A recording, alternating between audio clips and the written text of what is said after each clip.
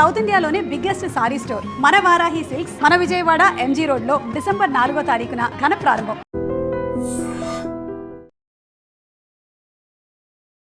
18 months తర్వాత ఇది clean chit అనేది జరిగింది. ఈ మధ్యలో చాలా స్ట్రగుల్స్ ఫేస్ చేశారు. ఒక న్యూస్ వేసేసారు, తర్వాత పాజిటివ్ వచ్చేసిందని కూడా వేసేసారు. తర్వాత నేను కాదని మొత్తుకుంటున్నా ప్రతి విషయాన్ని అవును అవును అవునని చూపించడానికి ట్రై చేశారు. ఇదే నైల్ పాలిష్ పెట్టుకుని నేను బిర్యానీ చేస్తే దాన్ని కూడా బూత్ చేసేసి ఎప్పుడుదో పాత వీడియో ఇప్పుడు నేను ఇంట్లోనే ఉన్నానని నటిస్తూ పెట్టిందా అంటాడు. ఎవరో ఒక అమ్మాయి వైట్ డ్రెస్ వేసుకుంది, ఆ అమ్మాయిని చూపించేస్తున్నారు బయటకు వచ్చిన దాంట్లో హేమ హేమ హేమ హేమ అని చెప్పేసి. ఆ అమ్మాయిని నేను కాదు అంటే అడ్డంగా దొరికిపోయి బొకాయిస్తున్న హేమనేస్తారు.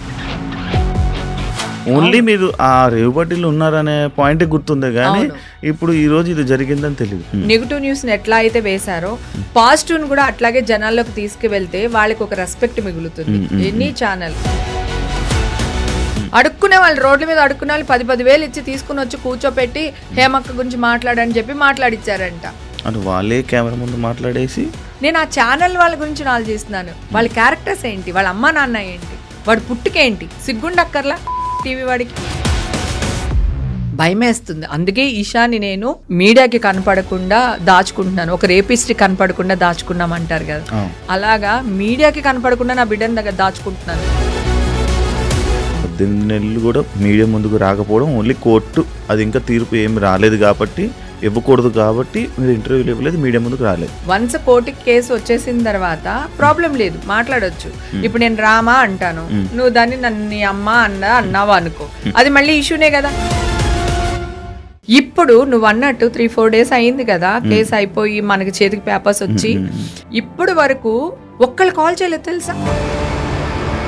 రేవుపాటి డ్రగ్స్ కేసు అనే పాయింట్ మీ మీదకి వచ్చిన తర్వాత లైక్ చాలామంది మీతో మాట్లాడడానికి కానీ, అంటే మీ సర్కిల్లో ఉండే వాళ్ళు కొంచెం దూరం అయ్యారని కానీ, మీ వర్క్స్ కూడా చాలా ఇబ్బందులు అయ్యాయని. ఆ టైంలో పాప జాబులకి ఎవరెవరికైతే అప్లై చేసి ఉంటుందో వాళ్ళందరూ చాలా మంది అసలు ఇచ్చిన డేట్ కూడా పోస్ట్పోన్ చేశారు. అయ్యో నేను వెళ్ళాను అనుకో వీళ్ళ బర్త్డేకి, అమ్మో హేమ వచ్చింది పోలీసులు వస్తారేమో అలా అన్నవాళ్ళు కూడా ఉన్నారు. నా ఫ్రెండ్స్, నా క్లోజ్ ఫ్రెండ్స్ బర్త్డే పార్టీలకి వెళ్తే వెళ్ళిపోండి తొందరగా హేమ ఉంది కదా పోలీసులు వస్తారు. ఇదే టైంలో 50 లక్షల ఎంట్రీ టికెట్ అని చెప్పారు. నా మైండ్ పోయింది. వాళ్ళ ఇష్టం 50 లక్షల టికెట్ పెట్టుకుని అక్కడ ఉన్న మొక్కలని చూసావు కదా, పొట్టి పొట్టి అమ్మాయిలు వాళ్ళు 50 లక్షలు ఇచ్చి పెట్టుబడి పెట్టే మొక్కలా ఉన్నాయా. నా అకౌంట్స్, మా అమ్మాయి అకౌంట్స్, మా ఆయన అకౌంట్స్, మా అమ్మగారిది, మా తమ్ముడిది, నా చుట్టూ ఉన్న నా ఫ్రెండ్స్ అకౌంట్స్ మొత్తం ఇట్లా ఇట్లా దులిపారు. అది మీ అమ్మగారి గురించి కూడా నిన్న మనం వీడియో అప్లోడ్ చేసిన దాంట్లో ఫుల్ ఎమోషనల్ అయ్యారు. చాలా అసలు ఆ అమ్మ ఏమైపోయిందంటే బ్లాంక్ అయిపోయి ఎవరో వచ్చేసారు నన్ను తీసుకెళ్ళిపోతున్నారు. అప్పటి నుంచి ట్రీట్మెంట్లు జరుగుతూనే ఉన్నాయి. సడన్ గా హార్ట్ స్ట్రోక్ వచ్చింది. ఒక స్టేజ్లో నేను డిప్రెషన్కి వెళ్ళిపోయి నేనే చచ్చిపోదాం అనుకునే ఒక స్టేజ్లో మా అమ్మ నన్ను బతికిచ్చింది. హేమగారు అనగానే చాలా పెద్ద సర్కిల్, పెద్ద పొలిటికల్ కానీ లేకపోతే అంత మంచి పెద్ద బ్యాక్గ్రౌండ్ ఉంది కదా. ఫోన్ కొడితే 5 నిమిషాల్లో జరిగిపోయే పని అని ఉన్నారు. కానీ ఎందుకు ఇంత 18 నెలలు డ్రాగ్, అంటే 2 నెలలు నడవడానికి. నేను తప్పు చేసి ఉండుంటే డెఫినెట్ గా అడిగేదాన్ని. నేను చేయనప్పుడు నేను ఎందుకు భయపడాలి, నేను ఎందుకు రికమెండేషన్ తీసుకోవాలి. నేనైనా దేశద్రోహం చేస్తానా, నన్ను అర్ధరాత్రి పట్టుకెళ్ళి జడ్జి ముందు నుంచోబెట్టి సినిమా రేంజ్లో నన్ను తీసుకెళ్లి జైల్లో వేయడానికి. హాయ్ హలో నమస్తే, నేను మీ anchor Shiva. Welcome to iDream media. ఈరోజు మన ముందున్న గెస్ట్ యాక్టర్ హేమ గారు. 18 నెలల క్రితం రేవుపాటి అని చెప్పి, రేవుపాటిలో దొరికిపోయిన హేమ అని చెప్పి, డ్రగ్స్ తీసుకుంటూ దొరికిపోయిన హేమ అని చెప్పి చాలా బ్రేకింగ్ న్యూస్లు వేశారు. కానీ 18 నెలల తర్వాత కోర్టే తీర్పిచ్చిందనమాట. ఏం తప్పు లేదు, నిర్దోషి అని చెప్పి ఒక తీర్పు ఇవ్వడం జరిగింది. అసలు ఈ 18 నెలల గ్యాప్లో తన పోరాటం, ఎలాంటి పోరాటం చేశారు, అసలు ఆ మచ్చ అసలు అక్కడ ఏం జరిగింది, అసలు రేవుపాటి ఏంటి ఇలాంటి విషయాలన్నీ తనతో మాట్లాడి అసలు ఏం జరిగిందని మనకు తెలియని విషయాలు తెలుసుకునే ప్రయత్నం అయితే చేద్దాం. హాయ్ అండి, అమ్మగారు ఎలా ఉన్నారు? బాగున్నాను. ఇప్పుడు హ్యాపీయా? చాలా హ్యాపీ. అప్పుడు కూడా హ్యాపీ, ఇప్పుడు ఇంకా హ్యాపీ. 18 నెలలు అయింది. ఫైనల్గా ఇప్పుడు కోర్టు నుంచి తీర్పు వచ్చింది. ఏమని ఇచ్చింది కోర్టు మీకు తీర్పు? ఇప్పుడు నా మీద ఏవైతే కేసులు పడ్డాయో అవన్నీ కొట్టేశారు. అంటే నేను డ్రగ్స్ తీసుకున్నాను అన్నారు, అది ప్రూవ్ అవ్వలేదు, అది కొట్టేశారు. తర్వాత మీడియాలో వీడియో పెట్టాము, మీడియా ఏదో అయ్యింది అని అన్నారు, దాన్ని కొట్టేశారు. క్లీన్ చిట్ ఇచ్చారు. క్లీన్ చిట్ ఇచ్చేసారు అన్నిటికి. ఇది వచ్చిన తర్వాత 18 months తర్వాత ఇది క్లీన్ చిట్ అనేది జరిగింది. ఈ మధ్యలో చాలా స్ట్రగుల్స్ ఫేస్ చేశారు. అది విన్న అంటేనే మీకు ఏమనిపించింది? మీ ఫీల్ ఏంటి? ఎవరు గుర్తొచ్చారు? నాగా ఎవరు గుర్తు రాలేదు, కానీ మీడియా వాళ్ళు ఫోన్లు చేస్తూ ఉన్నారు, నా ఫొటోస్ వేస్తూ ఫోన్లు చేస్తూ ఉన్నారు. ఒక 300-400 కాల్స్ అటెండ్ చేసేసాను ఆల్రెడీ అప్పటికే. నాకు ఒకటే షాకింగ్ ఏంటంటే, నేను ఎక్కడ ఏ పార్టీకి వెళ్ళినా ఆల్ ఓవర్ వరల్డ్ లో ఎక్కడ పార్టీకి వెళ్ళినా 12-12:30కి నేను నా రూమ్ అవుట్, ఎక్కడికైనా వేరే వెళ్తే రూమ్కి వెళ్ళిపోతాను. లేదా ఇప్పుడు మన హైదరాబాద్ లో ఏదైనా పార్టీస్ జరిగితే గనక నేను ఇంటికి వచ్చేస్తాను. నాకు ఆఫ్టర్ పార్టీలకి వెళ్ళడం, లేకపోతే 2-3 వరకు పార్టీస్ చేయడం నాకు అలవాట్లేదు. సో అదే విధంగా ఆ రోజు కూడా అదే జరిగింది. సో నేను పార్టీకి వెళ్ళాను, 18th వెళ్ళాను, 19th పార్టీ చేశాను, పార్టీ నుంచి నేను వచ్చాను, అది అయిపోయింది. తర్వాత న్యూస్లు వస్తున్నాయి, ఫోన్లు చేస్తూ ఉన్నారు. సరే చేస్తున్నారు కదా అని చెప్పి, నేను అక్కడ లేనండి, నేను హైదరాబాద్లోనే ఉన్నాను, నేను ఒక ఫామ్ హౌస్లో చిల్ అవుతున్నానని ఒక వీడియో పోస్ట్ చేశాను. నేను ఆ వీడియో పోస్ట్ చేసినప్పుడు ఒక చిన్న పొరపాటు ఏం చేశానంటే, నేను ఆ పార్టీకి వెళ్ళాను కానీ వచ్చేసాను అని నేను చెప్పుండాల్సింది. అట్లా కాక నేను వచ్చేసాను అంటే నాకు సంబంధం లేదు, వెళ్ళాను వచ్చేసాను, ఆ పార్టీకి నాకు ఇంకా సంబంధం లేదు కదా. నా టెన్షన్ ఎలా ఉంటది, అది డ్రగ్స్, రేవ్ పార్టీ ఇవన్నీ అనేసరికి నాకు ఒక భయం ఉంటది కదా. సో దాంతో నేనేంటంటే, నేను ఇక్కడే ఉన్నాను అని చెప్పేసి నేను ఒక న్యూస్ ఇవ్వడం జరిగింది. దాన్ని వీళ్ళు చిలవర పరవలు చేసేసి ఏదో చేస్తారు, దెబ్బకి భయం వేసి మళ్ళీ మా ఇంట్లో బిర్యానీ చేస్తూ కిచెన్ లో ఇన్స్టాగ్రామ్ లైవ్ లో అబద్ధం చెప్పడానికి లేదు. అంటే ఇప్పుడు ఆల్రెడీ ఒకటి చెప్పాను, అది అబద్ధం అని వేసేస్తున్నారు. సరే అట్లీస్ట్ మా ఇంట్లోంచి నేనేస్తే అట్లీస్ట్ ఇది హైదరాబాద్ లోనే ఉందిరా బాబా అని అనుకుంటారు కదా. అందుకని నేను ఇమ్మీడియట్ గా మా ఇంట్లోంచి ఇదే నైల్ పాలిష్ పెట్టుకుని నేను బిర్యానీ చేస్తే దాన్ని కూడా బూత్ చేసేసి ఎప్పుడుదో పాత వీడియో ఇప్పుడు నేను ఇంట్లోనే ఉన్నానని నటిస్తూ పెట్టిందా అంటాడు. అసలు మీకు ఈ వీడియో సలహా ఎవరు ఇచ్చారండి? సలహా ఎవ్వరు ఇవ్వలేదు, అందరూ ఫోన్లు చేస్తున్నారు, నేను ఇక్కడే ఉన్నాను, నాకు సంబంధం లేదని చెప్తూ వచ్చాను, ఎవ్వరు వినట్లేదు. సరే ఒక వీడియో పోస్ట్ చేస్తే ఒక గొడవ వదిలిపోతుంది కదా అనే మైండ్ సెట్ తోనే చేశాను నేను. కానీ అంటే ఆ రేవ్ పార్టీలో మీరు వెళ్ళింది సాటర్డే అని విన్నాను, అంటే సండే పార్టీకి మీరు అటెండ్ అవ్వలేదని విన్నాను, అది ఎంతవరకు వాస్తవం? లేదు, సండే పార్టీ కూడా నేను అటెండ్ అయ్యాను. సండే పార్టీకి అటెండ్ అయ్యాను, కానీ నేను ఆ బర్త్డే పార్టీలో కేక్ అది కట్ చేసేసిన తర్వాత నేను బయటకు వచ్చేసాను. మీరు బయటకు వచ్చారు, కానీ ఆ పోలీసులు తీసుకెళ్తున్న విజువల్స్ లో మీరు లేరు. అదే చెప్పాను, నేను ఏం డ్రెస్ వేసుకున్నాను చెప్పు, నీకు గుర్తుందా? అసలు డ్రెస్ గుర్తులేదండి, ఇన్ని మంత్స్ అది కదా. నాకు ఓ ఫోటో ఉంటే గనక, లేకపోతే డ్రెస్ ఫోటో కూడా నీకు పెడతాను, అది కావాలంటే దీంట్లో యాడ్ చేసి వెయ్యి. నేను బ్లాక్ డ్రెస్ వేసుకున్నాను, పింక్ ఫ్లవర్స్ ఉంటాయి, పింక్ ఆరెంజ్ ఫ్లవర్స్. నేను అసలు ఇవాళ డ్రెస్ వేసుకొద్దాం అనుకున్నా, ఓకేనా. పైన ఓన్లీ వైట్ షర్ట్ వేసుకున్నా, దట్ స్లీవ్లెస్. నా పర్సనల్ది నేను చూపించాలనుకోలేదు, సో జస్ట్ నేను షర్ట్ వేసుకున్నా. షర్ట్ వేసుకుని మొత్తం black and black, full black and black. ఎవరో ఒక అమ్మాయి వైట్ డ్రెస్ వేసుకుంది, ఆ అమ్మాయిని చూపించేస్తున్నారు బయటకు వచ్చిన దాంట్లో, హేమా హేమా హేమా హేమా అని చెప్పేసి. కడికి నా ఫ్రెండ్స్ ఫోన్ చేసి, వస్తే అది వైట్ నైల్ పాలిష్ వేసుకుందే, నువ్వు బ్లాక్ నైల్ పాలిష్ వేసుకున్నావు అని ఫ్రెండ్స్ అందరూ ఫోన్లు చేసి చెప్తున్నారు. ఆ మాత్రం సెన్స్ లేదా వాళ్ళకి, ఎలా వేస్తున్నారు న్యూస్ లో అది ఇదని. నా చుట్టుపక్కల నా ఫ్లాట్ వాళ్ళు ఉంటారు కదా, అందరూ పాపం వాళ్ళు వచ్చి ఇంటికి వచ్చి నాతో గోల్ పెట్టారు. పెడితే మళ్ళీ నేను అనౌన్స్ చేశాను, ఏమంటే ఆ పిల్ల వైట్ నైల్ పాలిష్ వేసుకుంది, ఆ అమ్మాయి వైట్ డ్రెస్ వేసుకుంది, నేను బ్లాక్ డ్రెస్ వేసుకున్నాను, ఆ అమ్మాయిని నేను కాదు అంటే అడ్డంగా దొరికిపోయి బొకాయిస్తున్న హేమనేస్తారు. ఇక్కడ నువ్వు ఒకటి అబ్జర్వ్ చేసావా, ఒక న్యూస్ చేసి వేసేసారు, వచ్చిందని వేస్తారు, తర్వాత పాజిటివ్ వచ్చేసిందని కూడా వేస్తారు, ఓకేనా. ఇవన్నీ వచ్చేసినాయి. తర్వాత నేను కాదని మొత్తుకుంటున్నా ప్రతి విషయాన్ని అవును అని చూపించడానికి ట్రై చేశారు. అన్ని కనిపించలా నాకు. బ్లడ్ టెస్ట్లు నావి లేవు, వాళ్ళ దగ్గర నా శాంపిల్స్ లేవు, ఇప్పుడే తీస్తున్నారు. చెప్పారు కూడా, అప్పుడు నేను చెప్పాను నేను ఒక్కదాన్ని వెళ్ళాను నాన్న బెంగళూరు.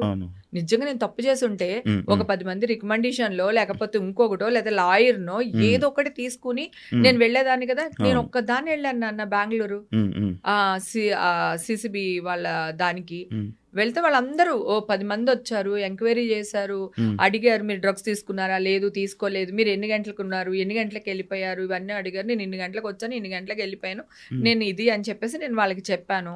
దాని తర్వాత మీరు తీసుకోకపోవచ్చు కానీ ఎవరైనా కలిపి మీకు ఇచ్చి ఉండొచ్చు కదా అని మళ్ళీ ఇలాంటి క్వశ్చన్లు కూడా అడిగారు.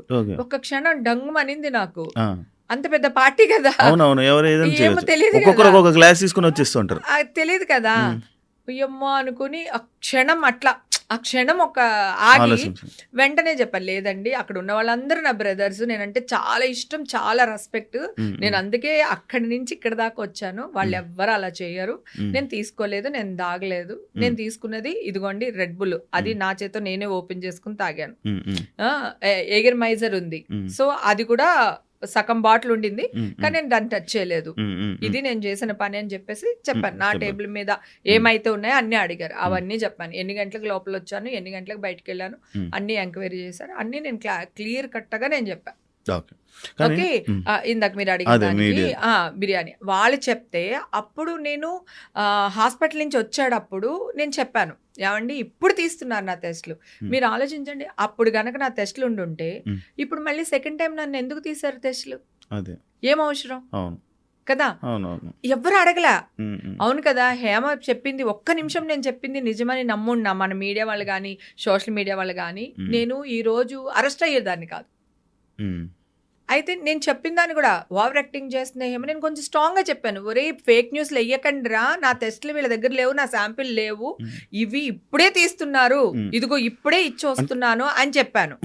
దాన్ని వీళ్ళందరూని ఓవర్ యాక్టింగ్ చేస్తున్న హేమ, బుకాయిస్తున్న హేమ, అరుస్తున్న హేమ అనేసరికి జనాలందరూ ఓ ఇది అరుస్తుంది, ఇది దెబ్బలాడుతుంది, దాని మీదకి వెళ్ళిపోయారు తప్ప ఫ్రస్ట్రేషన్ లో చెప్తుంది అనుకున్నారు. చెప్తుంది దొరికిపోయి ఈ లేసన్ న్యూస్లకి దొరికిపోయి, ఎందుకంటే నేను బయటకు వచ్చిన వీడియో కూడా వేస్తారు కదా, ఏది ఆ తెల్ల డ్రెస్ వేసుకున్న అమ్మాయిని చూపించేసి ఇదిగో బయటకు వచ్చింది, ఇదిగో బయటకు వచ్చింది, ఇదిగో పులి, ఇదిగో పులి, ఇదిగో పులి అంటే అదిగో తోక అంటాం కదా. సో ఆ రేంజ్ లో వీళ్ళు చేసేసారు జనాల్ని కూడా. నేను చెప్పింది ఏది కూడా ఎందుకంటే వింటారు అనుకో, అప్పుడు వాళ్ళు వేసిన న్యూస్ ఫేక్ న్యూస్ అవుద్ది. ఆల్రెడీ చెప్తున్నాను కదా, fake news fake news fake news అంటున్నాను కదా నేను. వాళ్ళకి దాన్ని కళ్ళకి గంతలు కట్టినట్టు చేస్తారు జనాలకి. అంటే చాలా విషయాలు, ఇది ఒక్క విషయం అనే కాదు, చాలా మంది యాక్టర్ల మీద ఏదైనా నెగిటివ్ వచ్చినప్పుడు చాలా న్యూస్ అనేది పెద్ద స్ప్రెడ్ అవుతుంటుంది. కానీ ఇదంతా అంటే ఇదంతా లేదు, అలాంటిది ఏం లేదు అని క్లియర్ అయిపోయిన తర్వాత దాని గురించి వేయడం మానేశారు. అంటే ఎగ్జాంపుల్ మీదే ఒక 3 days 4 days అవుతుంది మీది వచ్చి, కానీ ఇప్పటికి ఎవరికి తెలీదు, ఓన్లీ మీరు ఆ రేవు పార్టీలో ఉన్నారనే పాయింట్ గుర్తుందే కానీ ఇప్పుడు ఈ రోజు ఇది జరిగిందని తెలియదు. మరి దానికి మీరు ఫీల్ అవ్వట్లేదు, దాని మీద మళ్ళీ అవతల వాళ్ళ మీద ఏమి యాక్షన్ తీసుకోవట్లేదు? లేదు, నేను 100% యాక్షన్ తీసుకుంటాను. నేను ఇప్పుడు ఆల్రెడీ నేను మంచితనంగా అపాయింట్మెంట్ కావాలి అన్నాను, వాళ్ళు ఎవరో అంట ఆ పర్సన్ తో మాట్లాడాను, నాకు ఇలా అపాయింట్మెంట్ కావాలి అంటే నిన్న ఆయన ఆఫీస్కి రాలేదు, సో సండే ఏదో రాలేదు, ఈవేళ వస్తారు మేడం, వస్తే గనక మేము మీకు చెప్తాము అని అన్నారు. వాళ్ళు ఇంతవరకు నాకేం చెప్పలేదు. సో ఓకే, తర్వాత నెంబర్ ఒకటి ట్రై చేస్తున్నాను, అది దొరికితే ఆయనతో మాట్లాడతాను, ఆయన అపాయింట్మెంట్ తీసుకుంటాను. ఇప్పుడు మీన్ వెల్ ఈ 2-3 రోజులే నా దగ్గర టైం ఉంది. ఇవాళ రేపు ఎల్లుండి మళ్ళీ నేను మా అమ్మ దగ్గరికి వెళ్ళాలి, 11th డే ఈ మధ్యనే కదా కావచ్చు. అయితే 11th డే ఉంది. అది దాని నుంచి వచ్చిన తర్వాత అందరూ మంచిగా రియాక్ట్ అయ్యి నెగిటివ్ న్యూస్ ని ఎట్లా అయితే వేశారో పాజిటివ్ ని కూడా అట్లాగే జనాల్లోకి తీసుకువెళ్తే వాళ్ళకి ఒక రెస్పెక్ట్ మిగులుతుంది. ఎనీ ఛానల్ వాళ్ళకి కూడా అరే పాపం అప్పుడు ఏం చేసినా పాప మా పిల్లకి న్యాయం చేశారా అని ఒక మంచి ఇది గానీ వీళ్ళందరికీ వెళ్తుంది. ఎందుకంటే వీళ్ళందరూ బాగా వేస్తారు, నా వాయిస్లు రికార్డ్ చేసేసేసారు, నేనేం మాట్లాడితే అది వేసేస్తున్నారు. నా ఫ్రెండ్స్ అందరూ ఏమో ఏమేమి మాట్లాడికే, నువ్వేం మాట్లాడినా వాళ్ళు బూత్ చేసేస్తున్నారు, నువ్వు అసలు మాట్లాడుకు ఫోన్లు ఎత్తక అంటున్నారు. నాకు ఇష్యూలో ఉన్నాడప్పుడు నాన్న 500-600 ఫోన్లు అటెండ్ చేశాను నాన్న. నేను లేనురా బాబు, ఎందుకంటే ఒక ఫోన్ ఎత్తకపోయినా నా ఫోన్ ఎత్తలేదు, అది అక్కడే ఉంది అంటాడేమో అని భయానికి ఎత్తేదాన్ని. ఇప్పుడు నువ్వు అన్నట్టు 3-4 days అయింది కదా కేసు అయిపోయి మనకి చేతికి పేపర్స్ వచ్చి, ఇప్పుడు వరకు ఒక్కళ్ళు కాల్ చేయలేదు తెలుసా. హేమగారు క్వాష్ అయిందంట కదండి, కొట్టేశారంట కదా కేసు, వెరీ గుడ్ అండి, ఏంటండి అని చెప్పి, లేకపోతే ఒకసారి ఛానల్కి వస్తారా, లేకపోతే ఒక బ్రేకింగ్ న్యూస్ వేద్దాం, లేదంటే అట్లీస్ట్ కింద స్క్రోలింగ్ అయినా వేద్దాం, ఏమీ లేదు. అంటే మంచిని తీసుకెళ్లారు జనాల్లోకి, వీళ్ళు నెగటివ్ని స్ప్రెడ్ చేస్తున్నారు. అవును. అది ఎంతవరకు న్యాయం? అవును. అంటే ఛానల్స్ ఉన్నదే మంచి కోసం కదా, మంచి చేయాలి, జనాలు చైతన్యవంతుల్ని చెయ్యాలి, ఓ డ్రగ్స్ అనేది నిర్మూలించాలి కదా. ఎలా నిర్మూలించాలి? అమాయకులను తీసుకొచ్చేసి వాళ్ళ మీద న్యూస్ వేసి ఆమె ఇంత అందంగా ఉండడానికి డ్రగ్స్ కారణం అని ఎవడన్నా అనుకున్నాడు అనుకో, మాట వరుసకి ఆడొక డ్రగ్ ఎడిట్ అయిపోతాడా నా కోసం? అవునా? నిజమే. ఓ హేమకి ఇంత ఇంత ఎలా మాట్లాడుతుంది, ఇంత హుషారుగా ఉందంటే ఒకవేళ అదే కారణం అనుకుంటే ఇంకొక అమ్మాయి అలా అయిపోద్ది కదా కదా. వీళ్ళు అది చూపించినప్పుడు ఇంత సఫర్ అయ్యారు హేమ గారు దీంట్లో ఉండటం వల్ల. మీరందరూ జాగ్రత్తగా ఉండండి, ఇప్పుడు ఆవిడ మంచిదని లేకపోతే కేసు కొట్టేశారని ఒక మంచి న్యూస్ వేస్తే ఎంత బాగుంటుంది అసలు. ఇప్పుడు నేను అడిగాను కానీ ఆయన అడుగుతాను, టీవీ వాళ్ళు వీళ్ళు నేను అమ్మ దగ్గరికి వెళ్ళి 27 నాకు ఉంది ఫంక్షన్, అది అయిపోయి 28కో 29కో నేను ఇక్కడికి వచ్చేస్తాను. ఈ లోపల అందరూ రియాక్ట్ అయితే పర్వాలేదు, నేను ఎవ్వరూ రియాక్ట్ అవ్వలేదు అనుకోండి, నేను బెదిరించట్లేదు కానీ నేను వెళ్ళి ధర్నా చేస్తా, 100% ధర్నా చేస్తా. నేను మంచిగానే ట్రై చేస్తున్నా. ఇప్పుడు మీడియా వాళ్ళు నాకు కావాలి, నేను మీడియా వాళ్ళకి కావాలి. ఈవేళ నేను రేపు రాజకీయాల్లోకి వెళ్ళొచ్చు, నేను టీటీడీ బోర్డు మెంబర్ గా ట్రై చేయాలని అనుకుంటున్నా ఇన్ ఫ్యూచర్. ఓకేనా? ఇప్పుడు నా మైండ్ అంతా చిల్లి మూడ్ లో ఉంది, సో నన్ను ఎంజాయ్ చేయాలి, ఈ మూడ్ లో ఉన్నాను. రేపు రాజకీయంగా ఎదగాలి నేను. ఇప్పుడు ఈ న్యూస్లు ఇవన్నీ ఉండి నేను మీడియా వాళ్ళతో గొడవ పడితే నాకు ఎప్పటికైనా ప్రాబ్లమే కదా. నేను లేకపోతే మీడియా వాళ్ళు ఉండరు, మీడియా వాళ్ళు లేకపోతే నేను మీన్స్ సెలబ్రిటీస్ కదా. రాజకీయ నాయకులు సెలబ్రిటీస్ లేకపోతే అసలు న్యూస్ ఛానల్స్ మూతేసుకోవచ్చు హ్యాపీగా. ఇది మొన్న ఇప్పుడు ఎందులోనో వచ్చింది కూడా, నేను అది చూసా. లైక్ పొలిటికల్ కానీ సినిమా ఇది కానీ ఇది లేకపోతే మీడియాకి సగం కంటెంటే డౌన్ అవుతుంది. లేదు, నిజంగా కూడా లేదు. అలాగే మాకు పబ్లిసిటీ కావాలన్నా, మేము ఏదైనా ఒక మంచి పని చేసేది ప్రజల్లోకి వెళ్ళాలన్నా కూడా మీడియా మాకు సపోర్ట్ కావాలి. సో మేమెంత అవసరమో మాకు మీరు అంత అవసరం. కానీ మీరు ఫేక్ న్యూస్లు నెగిటివ్ న్యూస్లు చేసినంత పబ్లిసిటీ ఒక మంచిని చేయలేకపోతున్నారు. అవును. యాక్చువల్లీ నాకు ఒక డౌట్ ఉంది. అంటే ఈ రేవుపాటి ఈ డ్రగ్స్ కేసు అనే పాయింట్ మీ మీదకి వచ్చిన తర్వాత లైక్ చాలామంది మీతో మాట్లాడడానికి కానీ, అంటే మీ సర్కిల్లో ఉండే వాళ్ళు కొంచెం దూరం అయ్యారని కానీ, లేకపోతే మీతో మాట్లాడడానికి ఇబ్బంది పడ్డారు అంటే, చాలా మీ వర్క్స్ కూడా చాలా ఇబ్బందులు అయ్యాను. అవును. ఎన్ని ఇబ్బందులు వచ్చుంటాయి మీకు? చాలా ఇబ్బందులు వచ్చినాయి నాన్న. అప్పుడే మా అమ్మాయి జాబ్కి ట్రై చేస్తుంది, లండన్లో చదువుకుని వచ్చింది, ఇంటర్నేషనల్ బిజినెస్ మేనేజ్మెంట్, ఇక్కడ జాబ్కి ట్రై చేస్తుంది. ఆ టైంలో ఈ న్యూస్ చూసే కొద్దీ చూడబుద్ధి అవుతుందని ఇదే సార్. అప్పుడు ఎలక్షన్ ఓట్ల లెక్కింపు. ఆ టైంలో ప్రతి వాళ్ళు టీవీ ముందే కూర్చుంటారు, చిన్నపిల్లతో సహా పెద్దవాళ్ళతో సహా అందరూ కూర్చుంటారు. ఆ టైంలో వేసి చంపేశారు. ఇప్పుడేమో ఒక్కరు వేయలేదు. ఆ టైంలో పాప జాబులకి ఎవరెవరికైతే అప్లై చేసి ఉంటుందో వాళ్ళందరూ చాలా మంది అసలు ఇచ్చిన డేట్ కూడా పోస్ట్పోన్ చేశారు. తర్వాత వేరే కంపెనీ వాళ్ళు జాబ్ ఇచ్చారు, పాపకి మంచి సాలరీ ఉన్నదానికన్నిటికంతా నా అదృష్టం అయిపోయింది. తర్వాత నాకు ఒక గిల్ట్, అయ్యో నేను వెళ్ళాను అనుకో వీళ్ళ బర్త్డేకి, అమ్మో హేమ వచ్చింది పోలీసులు వస్తారేమో అలా అన్నవాళ్ళు కూడా ఉన్నారు. నా ఫ్రెండ్స్, నా క్లోజ్ ఫ్రెండ్స్ బర్త్డే పార్టీలకి వెళ్తే వెళ్ళిపోండి తొందరగా, హేమ ఉంది కదా పోలీసులు వస్తారు అన్నారా వెనకాల. తర్వాత మళ్ళీ తెలుస్తుంది కదా, మళ్ళీ ఎవడో కూడా మన బ్యాచ్ లోనే ఒక ఉంటారు కదా, వచ్చి మళ్ళీ చెప్తారు కదా నేను పలానా ఆవిడ ఇలా అంది అలా. నాకు వాళ్ళ మీద కోపం రాలేదు, ఎందుకంటే ఎవడైనా భయపడతాడు అట్లా. నేను 10 పార్టీలకు పిలిస్తే ఒక 2 పార్టీలకు వెళ్ళేదాన్ని, వెళ్ళినా కూడా 11:30కి వచ్చేదాన్ని. ఎందుకురా బాబు తర్వాత ఏదైనా జరిగి మళ్ళీ నేను నా వల్ల వీళ్ళందరూ ఇదయ్యారా అని అనిపించుకుంటారు. వాళ్ళు కూడా ఏం లేదు, ఏదన్నా ఉంటే ఫారెన్ సరికి ఏదో ఒకటి ఉంటుంది మందు బాటిల్, అంతకు మించి నేను వెళ్ళే పార్టీలో ఏమి ఉండదు. దాన్ని కూడా విదేశీయ మద్యం తాగుతున్నారు పార్టీలు అని మొన్న కూడా చూసావు కదా పాపం సింగర్ది. అవును, యాక్చువల్లీ ఈ రేవుపాటి అనే పేరు బెంగళూరులో ఎప్పుడైతే ఇది జరిగిందో అప్పటి నుంచి మొదలైందండి ఇక్కడ. ఎందుకంటే ఎవరు ఏ పార్టీతో దొరికిపోయినా కూడా దానికి రేవుపాటి అనే పేరు పెడుతున్నారు. అసలు వీళ్ళకి రేవుపాటి నామ్స్ ఏంటో తెలుసా? అసలు నాకు తెలియదు. నేను కూడా అడిగా చాలా మందిని, అసలు రేవుపాటి అంటే ఏంటంటే, రేవుపాటి అంటే అమ్మాయిలు ఉంటే రేవుపాటి అంటున్నారు. అంటే మా అబ్బాయిలు ఉంటే రేవుపాటి కాదా? ఓన్లీ అమ్మాయిలు ఉంటే ఏం పార్టీ ఉంటుంది? అదే అమ్మాయిలు అబ్బాయిలు ఉంటే రేవుపాటి అంట. అక్కడ డ్రగ్స్ దొరికినాయి కదా రేవుపాటికి నామ్స్ ఏంటని అడిగితే తెలియదు. మీకు తెలుసా రేవుపాటి అంటే ఏంటో? తెలీదు. అసలు మీరు తెలుసుకోవడానికి ట్రై చేశారు ఈ 18 నేను నెలలు ఇది రేపు ట్రై అంటే ఏంటి? నేను ట్రై చేస్తేనే పోలీసులు అదే చెప్తున్నారు, మీడియా వాళ్ళు ఇదే చెప్తున్నారు. నేను పోలీసులు కూడా అడిగాను, సార్ మీరు రేవు పట్టి అంటున్నారు కదా, రేవు పట్టి అంటే ఏంటి సార్? మనం అంతకుముందు ఎప్పుడో ఒకటి విన్నాం, రేవు పార్టీ అమ్మాయిలు న్యూడ్గా ఉన్నారు, అక్కడ ఇలా ఉంటుంది అలా ఉంటుంది, ఎప్పుడో విన్నాం కదా. అది రేవు పార్టీ కదా. ఇక్కడ చిన్నపిల్లలు వచ్చారు, పెద్దాళ్ళు వచ్చారు, లేడీస్ వచ్చారు, అంకుల్స్ వచ్చారు, అమ్మాయిలు వచ్చారు, అబ్బాయిలు వచ్చారు. అది నిజంగా పాపం ఒక అబ్బాయి బర్త్డే పార్టీ, వాడు ఒక క్లబ్ పెట్టాలనుకున్నాడు, అందుకని కొంచెం గ్రాండ్ గా చేసుకుందాము, అందరికి అనౌన్స్మెంట్ లాగా ఉంటుంది అని చెప్పి ఆ అబ్బాయి డీజే వెనకాల ఆ అబ్బాయి క్లబ్ ఇవన్నీ కూడా ఉన్నాయి. పాపం ఆ అబ్బాయి కూడా ఆ క్లబ్ కూడా నష్టపోయాడు, ఎందుకంటే ఆ బ్రాండ్ వాళ్ళు దీని వల్ల ఆ అబ్బాయిని అవాయిడ్ చేస్తారు. యాక్చువల్లీ సాటర్డే ఇది జరిగిందని నేను, కానీ సండే ఈవినింగ్ జరిగింది మాత్రం రేవ్ పార్టీ అని అంటున్నారు. అది ఎంతవరకు వాస్తవం? లేదు, అసలు సాటర్డే అసలు పార్టీయే జరగలేదు. సాటర్డే అందరూ వెళ్ళి అక్కడ గ్యాదర్ అయ్యాం. ఓకే, ఊరికి కొంచెం చివర ఉంటుంది, మాలాంటి వాళ్ళ కొంతమంది వేరే ఊరు నుంచి వచ్చారు, కొంతమంది హైదరాబాద్ నుంచి వచ్చారు, అట్లా మేము అందరం గ్యాదర్ అయింది సాటర్డే. ఓకేనా, సాటర్డే అసలు పార్టీ అదేం లేదు, జస్ట్ గెట్ టుగెదర్ లా ఉన్నాము, అందరూ భోజనాలు చేసాము, వచ్చాం. ఓకే, ఎవరి రూమ్ కి వాళ్ళు వెళ్ళిపోయాం.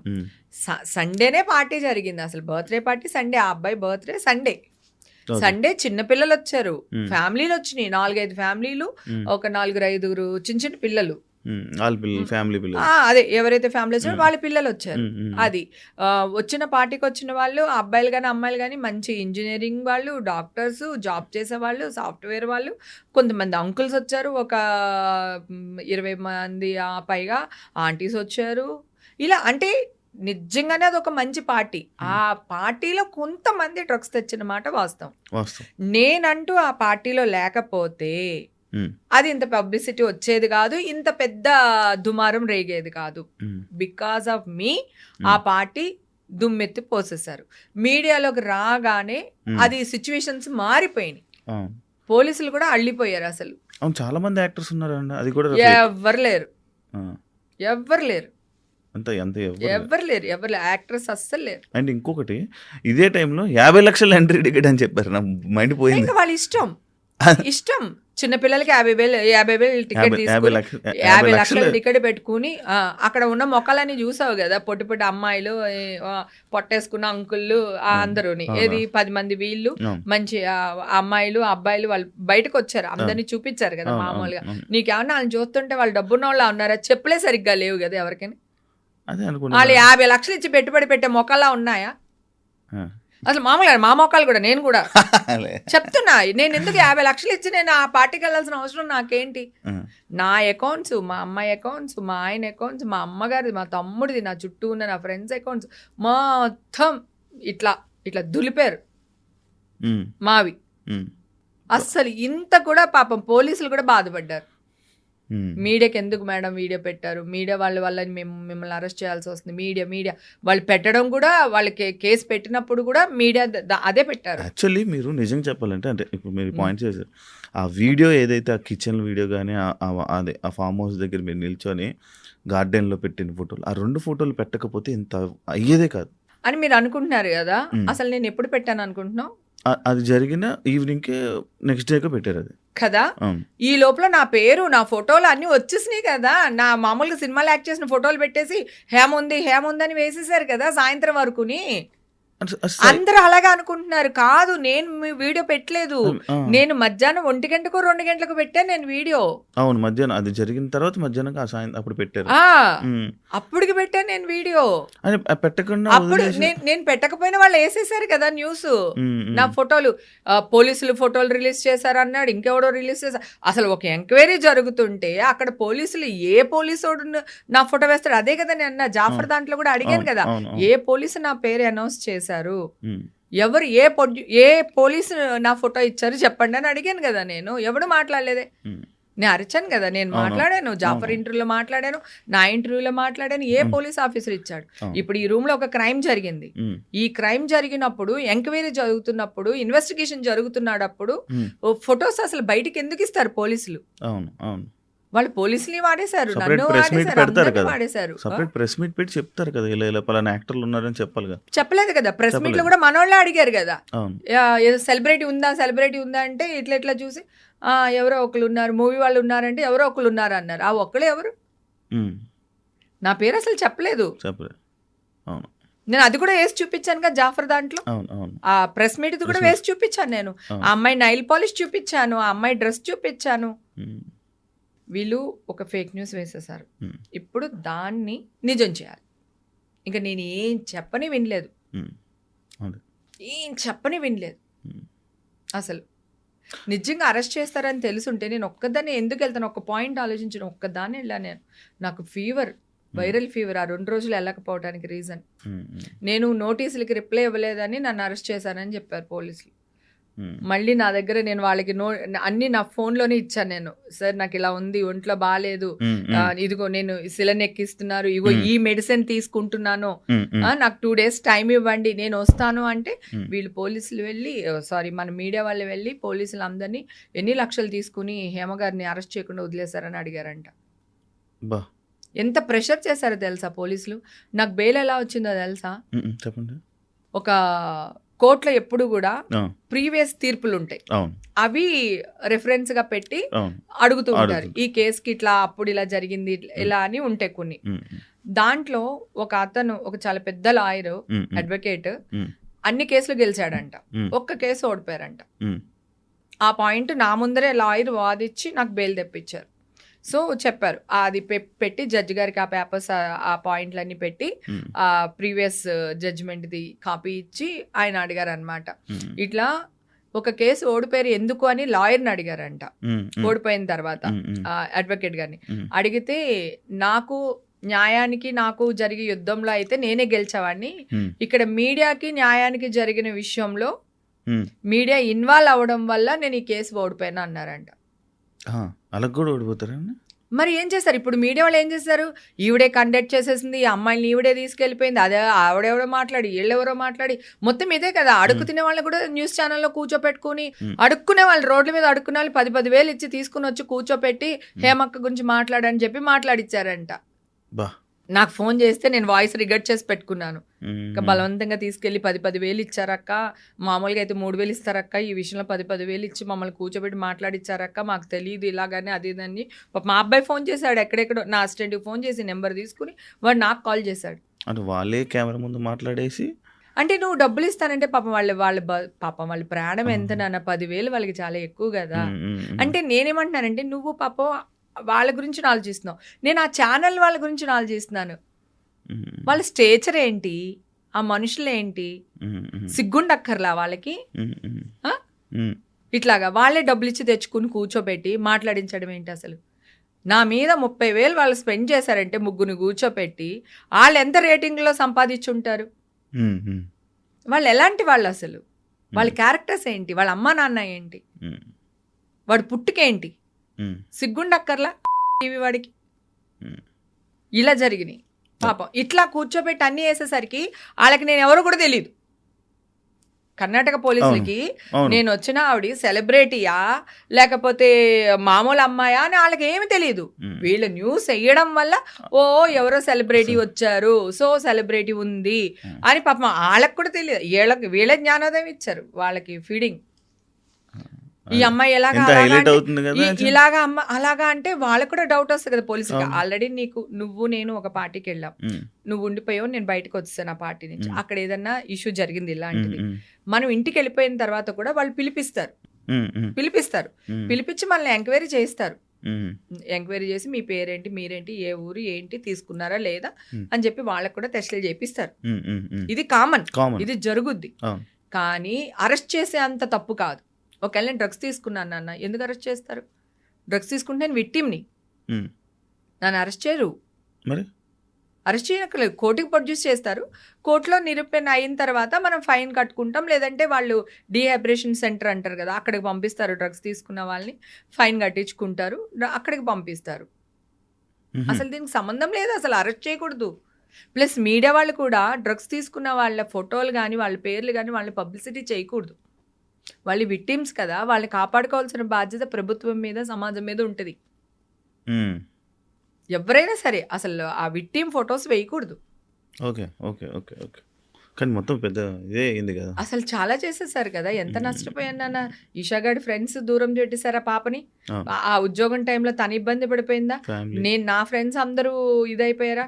మా అమ్మ మాది పల్లెటూరు నాన్న, నేను పరువు కోసం చచ్చిపోతాను.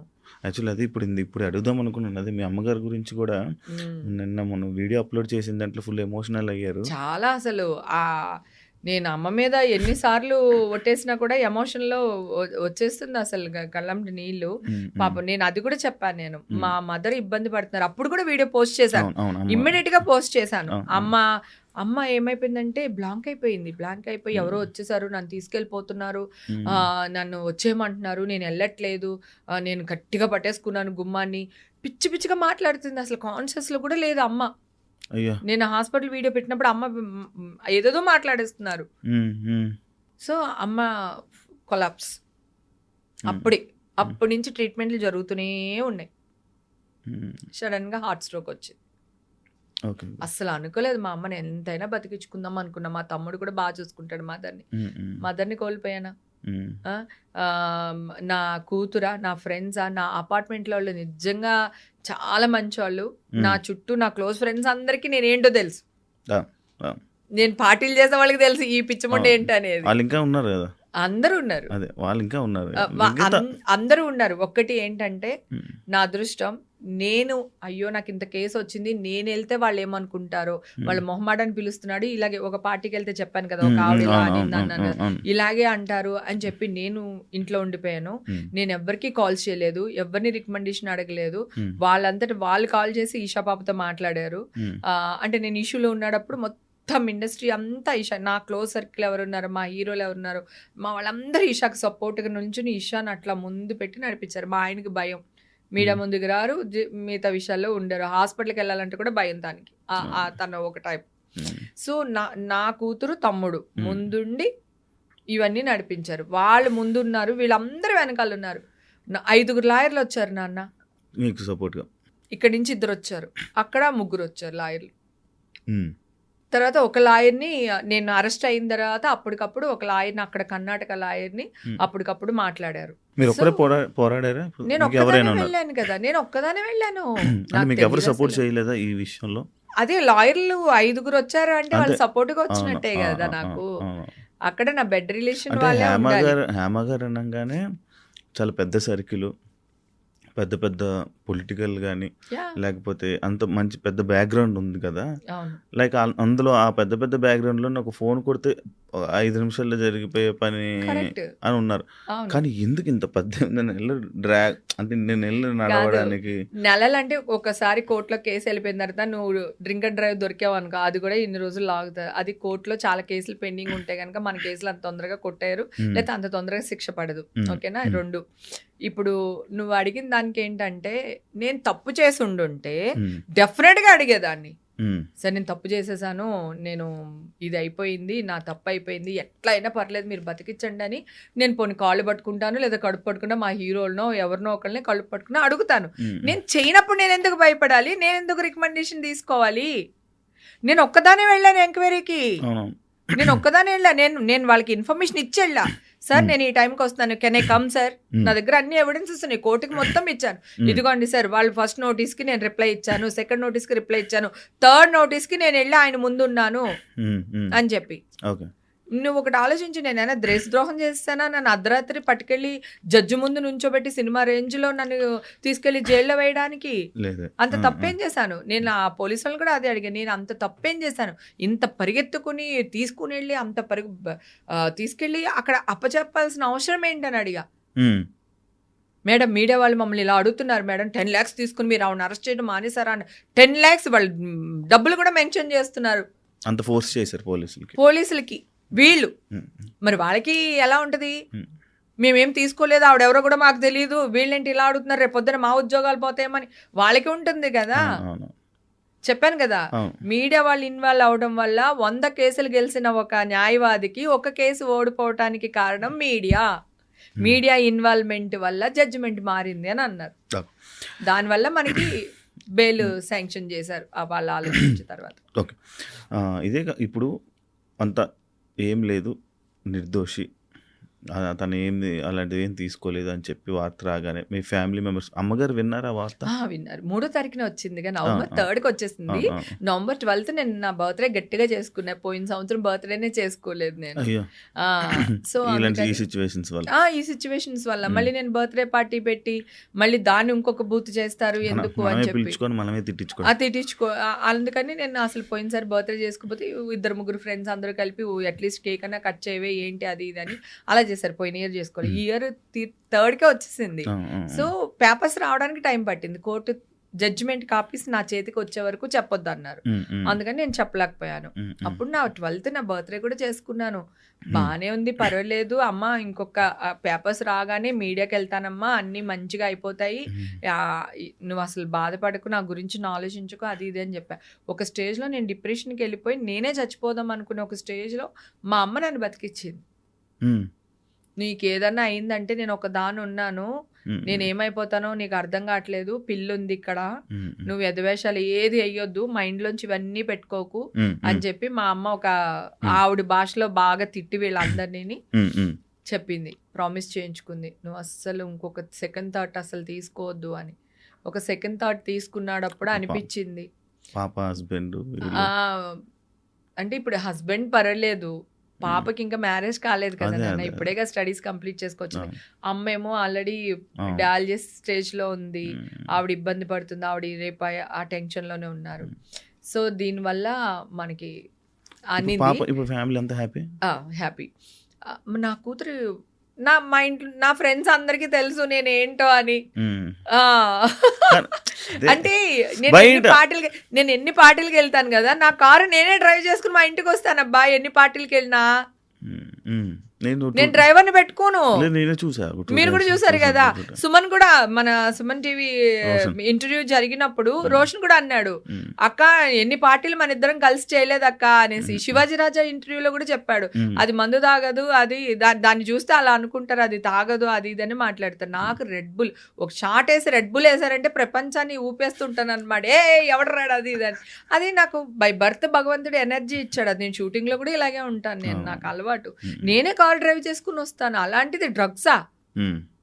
అందుకని ఎవ్వరూ పట్టించుకోలేదు, నా ఫ్రెండ్ సర్కిల్ కానీ జనాలు కానీ ఎవ్వరు పట్టించుకోలేదు. ఇంకా జనాల గురించి మాట్లాడితే నేను వెళ్ళిన టెంపుల్స్ కానీ నేను వెళ్ళిన ప్లేసుల్లో కానీ పెద్దవాళ్ళు ఉంటారు, అంటే పెళ్ళిళ్ళు, ఎంగేజ్మెంట్స్ ఇలాంటి వాటికి వెళ్తాం కదా, అక్కడ అందరు ఆడాలు వచ్చేసి నా చేతులు ఇట్లా పట్టేసుకుని, కొంతమంది ఇలా బుగ్గలు గిల్లేసి, నువ్వు ఫైటర్, నువ్వు ఫైట్ చేయి, మేమందరం నీ వెనకాల ఉన్నాము, నువ్వు తప్పు చేయవని మాకు తెలుసు, నువ్వు అస్సలు వెనక తిరగొద్దు, ఇలాంటి మీడియా వాళ్ళు కొన్ని లక్షల మంది వచ్చినా సరే నువ్వు అసలు అలాగే నిలబడు, నీ వెనకాల మేమున్నాం, మేము కనపడకపోవచ్చు, మా బ్లెస్సింగ్స్ నీతో ఉంటాయి అని చెప్పి. తర్వాత హోమాలు అవన్నీ చేస్తారు కదా గుళ్ళో, అక్కడ తుడవడానికి పెద్ద మొత్తం వీళ్ళందరూ పెట్టుకుంటారు కదా, వాలంటీర్లుగా వచ్చి చేస్తూ ఉంటారు. అలాగే తిరుపతిలో కూడా వాలంటీర్స్ వస్తూ ఉంటారు, బ్లూ కలర్ డ్రెస్ వేసుకుని ఆరెంజ్ కలర్ ఈ కట్టుకుంటారు. అక్కడ తిరుపతి వెళ్తే వాళ్ళందరూ, అమ్మ గుళ్ళో ఉన్నంతసేపు మేము నీ గురించి అంటున్నాము, అన్యాయంగా నిన్ను బలి తీసుకున్నారమ్మా, నువ్వు అస్సలు భయపడకు, మేమందరం ఉన్నామని. పెళ్ళిళ్ళకి వెళ్తే ఇక్కడ, గుడికి వెళ్తే అలాగా పెద్దవాళ్ళు అనమాట, వయసులో పెద్దవాళ్ళు, నాకంటే చిన్నోళ్ళు అందరూని. సో ఇంత మంది నమ్మలేదు, అంటే ఇంత పెద్ద న్యూస్ వేసినప్పుడు నన్ను తీసి పక్కకు పెట్టేయాలి. నా బిజినెస్లు పాడైపోయి ఉండాలి, నేను ఈవెంట్స్ చేసుకుంటాను, ఈవెంట్స్ పాడైపోయి ఉండాలి, నా కూతురు కెరియర్ పాడైపోయి ఉండాలి, నా హస్బెండ్ని పక్కన పెట్టేసి ఉండాలి, నన్ను పక్కన పెట్టి ఉండాలి. కానీ ఎవ్వరు పెట్టలేదు తెలుసా, అందరు ఫోన్లు చేశారు, అందరు మాట్లాడారు. అమ్మ ఈషా పాప నీకేం కావాలి నాన్న, నువ్వు ఒక్కదాన్ని వెళ్తున్నావు, లాయర్స్ కావాలా, ఏమన్నా మనీ కావాలా, అక్కడ కార్లు కావాలా, నీకు రూమ్స్ కావాలా, ఏం చేయమంటావు 500-600 కాల్ పాపకు వచ్చినాయి. నా సర్కిల్ నిజంగానే నా సర్కిల్ ఏం చిన్న సర్కిల్ కాదు, కాకపోతే నేను తప్పు చేస్తుంటే ఈ సర్కిల్ అంతా వాడేసేదాన్నేమో. కానీ ఈ మీడియాలో వచ్చిన వార్తల వల్ల కొంతమంది జనాలు అయితే ఇన్ఫ్లుయెన్స్ అయ్యారు, 100% అయ్యారు. ఎందుకంటే చెప్పానుగా, ఒక బర్త్డే పార్టీకి వెళ్తే నలుగురు మాట్లాడారు 100% మాట్లాడారు. ఇదే కాకుండా 1989 నుంచి ఎప్పటి నుంచి ఉన్నారు మీరు ఇండస్ట్రీ? 88 నుంచి 1988. అప్పటి నుంచి తెలుగు ప్రేక్షకుల్ని కానీ అందరినీ ఎంటర్టైన్ చేస్తూ చాలా మంచి యాక్టర్ అని పేరు తెచ్చుకొని, అంటే ఇంత నేమ్ ఉన్న తనని ఇలాంటి విషయాలు, అంటే మీ గురించి బాగా తెలుసు, ఎన్ని సంవత్సరాలు చూశారు, కానీ ఇంత మంచి నేము, తన గురించి ఇంత బాగా తెలుసు, కానీ ఇలాగా కేసు ఇలా వచ్చింది, ఇలా డ్రగ్స్ తీసుకున్న కేసులో ఇలా హేమ గారు ఉన్నారు అని అంటే మీడియాలో ఇలా న్యూస్లు వస్తే ఎందుకు బ్యాడ్ కామెంట్స్ అనేవి పడ్డాయండి? 100 న్యూస్ ఛానల్స్ ఉన్నాయి. ప్రతి దాని వెనకాల 20 వేసుకున్నా కూడా ఎన్ని వందల న్యూస్ ఛానల్ వాళ్ళు, యూట్యూబ్ ఛానల్స్ ఉన్నాయి. వాళ్ళే కదా నన్ను ట్రోల్ చేశారు. ఈ ఛానల్లో వేసిన న్యూస్ని వాళ్ళే కదా ట్రోల్ చేశారు. వాళ్ళ దగ్గర ఉన్న మనుషులే కదా వాళ్ళు పెట్టారు. జెన్యూన్ మనుషులు ఎవ్వరూ నన్ను ట్రోల్ చేయలేదు, నన్ను ఎవ్వరు అనలేదు. నేను ఎంక్వైరీ చేసుకున్నాను. నేను ప్రతి దాంట్లోని ఇవి ఉంటాయి కదా, ఐడీస్ ఉంటాయి, వీళ్ళు ఉంటారు. ఎవడు ఇప్పుడు 2 నిమిషాలు పట్టుకుంటున్నారుగా, మొన్న కూడా చిన్న దాంట్లో వాడు పట్టుకుని వేస్తారా? ఓకేనా? నీ ఐడి ఫేక్ ఐడీలు పెట్టుకొని పెట్టారు. ఎవ్వడు ఒక్కడు జెన్యూన్ లేడు. ఈ న్యూస్ ఛానల్ కింద పనిచేసే చెంచగాళ్ళు ఎవరైతే ఉంటారో వాళ్ళు చేసిన పనులు తప్ప జెన్యూన్గా ఉన్న వాళ్ళ ఆడియన్స్ ఎవ్వరూ నా మీద ఒక్క ట్రోల్ చేయలేదు. ఐ మీన్ ఒక్క మెసేజ్ కానీ వల్గర్గా కానీ ఇదిగా కానీ పెట్టలేదు. నేను ఇది కూడా అనౌన్స్ చేస్తాను కదా. నేను ఒక్కటే అన్నా, రెండోసారి డ్రగ్స్ పాజిటివ్ వచ్చిందని వేసారు. ఫస్ట్ న్యూస్ వేసారే అయిపోయింది. సెకండ్ టైము ఒకటి, టీవీలో ఒకటి, ఇద్దరే, మిగతా వాళ్ళు ఎవరు వేయలా. డ్రగ్స్ పాజిటివ్ వచ్చింది హేమకని వేస్తారు. వెయ్యగాని వెంటనే మా ఇంట్లో నేను ఒక చిన్న నా ఫోన్ పెట్టేసుకుని ఒక వీడియో షూట్ చేశా. ఇవన్నీ నా బాడీలోనే ఉంటాయి కదా, నేను మీరు ఎక్కడికి రమ్మంటే అక్కడికి వస్తాను, టెస్టులు చేయించండి. హెయిర్ లో 1 year ఉంటుంది. అందుకే పోలీసులు మళ్ళీ నాకు టెస్ట్ చేయించారు. అక్కడికి వెళ్ళాను కదా, నేను నా టెస్ట్లే లేవు, మీరు ఎందుకు నన్ను టెస్టులు చేస్తున్నారని అడిగాను, గుర్తుంది కదా మీకు. అప్పుడు నా హెయిర్, నా నైల్స్ అన్ని టెస్ట్ చేశారు, మళ్ళీ పంపించారు వాళ్ళు. ఓకేనా? అంతకు మళ్ళీ ఎందుకు అంటున్నారంటే, అంతకు ముందు నేను టెస్టులు చేయించుకున్నా. నేను చేయించుకుని పెట్టేశా, యూట్యూబ్ లో అంతా పెట్టేశాను. ఇదిగో నేను టెస్టులు చేయించుకున్నాను, నాకు నెగిటివ్ వచ్చింది, నా టెస్టులు నమ్మొద్దు, పోలీసుల టెస్టులు కూడా నమ్మకండి, నేను మీ దగ్గరే ఉన్నాను కదా, మీరు ఎవరైనా వచ్చి నాకు టెస్టులు చేయించండి, మీకు తెలిసిపోతాయి కదా అని అన్నా. ఒక్క నిమిషం నాన్న. అప్పుడు నేను వీడియో పెట్టాను, నా బాడీలోనే ఉంటాయి కదా, ఇది ఈ కేసు సంబంధించి నా బాడీలోనే ఉంటాయి కదా గారు, మన వాళ్ళు వీళ్ళు అలా గారు వీళ్ళందరి పేర్లు చెప్పుకుంటూ ఎవరెవరు నా మీద న్యూస్లు వేశారో, ఈ క్రైమ్ రిపోర్టర్స్ ఉంటారు కదా వాళ్ళ పేరు కూడా. అతను ఇది వరకు పుడింగ్ ఎలిమెంట్ లో కూడా నేను లేను, ఉన్నానని వేసాడు. ఓకే, అతను వేసాడు, అతనే మళ్ళీ చేశాడు. అతను అసిస్టెంట్ ఫోన్ చేశాడు నాకు, చేసి మేడం ఏమైంది మేడం అంటే, ఏమైందయ్యా నా బాడీలో ఉంటాయి కదా టెస్టులు చేయించండి, ఒకవేళ పాజిటివ్ వచ్చింది అనుకోండి నేను మీ కాళ్ళు పట్టుకుంటాను, ఒకవేళ నెగిటివ్ వచ్చింది అనుకోండి మీరేం చేస్తారు మీరే ఆలోచించండి, మీ సార్ని అడగని చెప్పా. అసిస్టెంట్ ఫోన్ చేస్తే చెప్పా. అయితే అతను నాకు కాల్ చేశాడు. నేను ఆల్రెడీ స్క్రీన్ రికార్డ్స్ అన్ని తీసి పెట్టుకున్నాను. నేను మొత్తం 300 కాల్స్ రికార్డ్స్ ఉన్నాయి నా దగ్గర. ఇది నేను డెఫినెట్ గా కేసు గెలుస్తానని తెలుసు నాకు. సో అప్పుడు నేను వీళ్ళందరూ న్యూస్ మంచిగా వేసేస్తే గొడవ లేదు, అంటే వచ్చినట్టు వేస్తే పర్లేదు, వేయకపోతే ఏం చేయాలని సెకండ్ థాట్ లో సెకండ్ ప్లాన్ కూడా రెడీ పెట్టుకుని ఉన్నాను. అతను అంటాడు, మేడం మీరు బయటకు వచ్చిన వాళ్ళ లేరు కదా మేడం అని అడుగుతున్నాడు. ఏంటి న్యూస్ వేసేసిన తర్వాత ఆ వైట్ డ్రెస్ అమ్మాయి ఏసి చూసే కొద్ది చూడబుద్ధి వస్తుందని వేస్తారు కదా, తర్వాత అడుగుతున్నాడు. ఆ వాయిస్ కూడా రికార్డ్ చేసి పెట్టాను. నేను లేననే తెలుసు, అది నేను కాదనే తెలుసు, ఎందుకంటే నేను white polish, nail polish, black dress నేను వైట్ డ్రెస్ వేయలేదు అని చెప్తున్నాను కదా. సో అప్పుడు వాళ్ళు మళ్ళీ నన్ను అడిగారు, నాకేమైనా వినిపించగలరా ఆడియోస్ ఏమైనా? వద్దులే, అవి కోర్టులో ప్రొడ్యూస్ చేయాలి. వీళ్ళు కనుక అన్ని కరెక్ట్ గా చేయకపోతే నేను కోర్టులో, కాకపోతే తీస్తే ఇలా అంటే ఇలా మొత్తం అన్ని వచ్చేస్తాయి ఆ మైక్ తో పాటు, అది చూపించచ్చు. వాళ్ళవన్నీ నేను స్క్రీన్ రికార్డ్ చేశాను, ఎందుకంటే నా వాయిస్ రికార్డ్ చేసి వాళ్ళు వేసేస్తున్నారు, నేనేమంటే కూడా వాళ్ళు వేస్తున్నారు. అలాంటప్పుడు నా తప్పేం లేదు కదా, నేను రికార్డ్ చేయాలి కదా, నాకు ఎవిడెన్సెస్ కావాలి కదా, నేను రికార్డ్ చేసి పెట్టాను. కానీ మీకు ఫోన్ చేసి మాట్లాడేది ఒకటి, బయట మళ్ళీ చూపించేది ఒకటి, ఇంకొకటి నా వాయిసే వేస్తున్నారు. చూసారా ఇంకా పొగరు తగ్గలేదు, ఎంత బొక్క ఇస్తుందో, ఇది న్యూస్. కానీ మంచిగా మీతో మంచిగా మాట్లాడుతున్నారు నాతో. వాళ్ళు రికార్డ్ చేస్తున్నట్టు కూడా చెప్తున్నా, మీరు నాకు రికార్డ్ చేస్తున్నారు నాకు తెలుసు, కావాలంటే టెలికాస్ట్ చేసుకోండి చూసుకుందాం అది ఇదని. నాకు ఒక్కటే తెలుసా ఎందుకు రాలేకపోయినంటే, ఫ్రెండ్స్ అందరూ నన్ను రూమ్లో పెట్టి తాళమేస్తారు. అబ్బా ఫోన్ కూడా ఇచ్చేవాళ్ళు కాదు, నేనన్నా ఫోన్ ఇవ్వకపోతే చచ్చిపోతానన్నా, అందుకని ఫోన్ ఇచ్చారు. అందరూ ఎత్తుతా ఉన్నాను నేను, ఎందుకంటే ఎత్తకపోతే మళ్ళీ నేను ఎక్కడో పారిపోయాను అనుకుంటారు కదా, అందుకని అదొక భయం. అండ్ ఇంకోటి నాకు అదే ఈ మాటలు మామూలుగా వింటుంటే, అంటే అదే కాకుండా మీరు చేసిన ప్రయత్నాలు, లైక్ నేను చేయలేదు ఇదిగో చూడండి అంటే ఎందుకు అంత ఎక్స్ప్లెయిన్ చేసుకోవాల్సి వచ్చింది మీకు? ఎందుకు అంత చేసుకోవడం ఎందుకు, వదిలేయచ్చు కదా అని ఎలా వదిలేస్తాను? ఉమ్, నువ్వు వదిలేస్తావా? ఒక అమ్మాయిని రేప్ చేసావని న్యూస్ ఇచ్చేస్తారు, నువ్వు చెప్పుకోవా బయటకు వచ్చి నేను రేప్ చేయలేదని? ఆ, చెప్పుకుంటావా లేదా? చెప్తా మరి అప్పుడు నేను చేసిన తప్పు ఎందుకు అవుతుంది? ఉమ్, ఇప్పుడు నువ్వు నన్ను రాళ్ళు ఇచ్చుకుని కొడుతున్నావు, ఉమ్, నేను చేతులు కూడా అడ్డు పెట్టుకోద్దా? అయ్యో తగులుతుంది వద్దండి ప్లీజ్ అండి అని కూడా అనొద్దా? ఆ, ఆ, ఎక్కడ న్యాయం?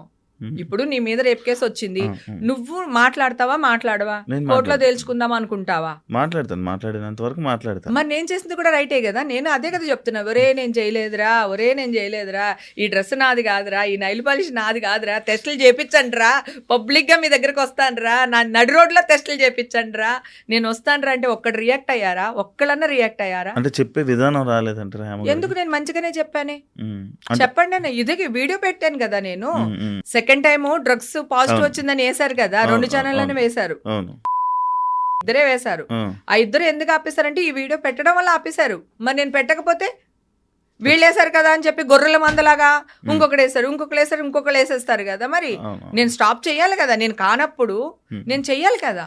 ఉమ్, అక్కడికి 4 రోజులు నేను బయటికి రాకపోతే అడ్డమైన గాడిదలన్నీ కూర్చుని ఆవిడ తప్పు లేకపోతే ఈ పాటికి వచ్చేవాళ్ళే అరిచేవాళ్ళని కోర్టులో కేసు ఉన్నాడు అప్పుడు. ఉమ్, ఓకే, నేను బయటకు వచ్చి మాట్లాడడానికి ఉంటుంది.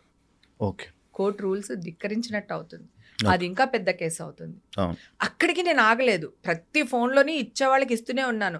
డెఫినెట్గా వస్తాను ఒక రోజు, మీకు ఉంది మీకు అని చెప్తూనే వచ్చాను నేను. అది కూడా వేశారు వీళ్ళు.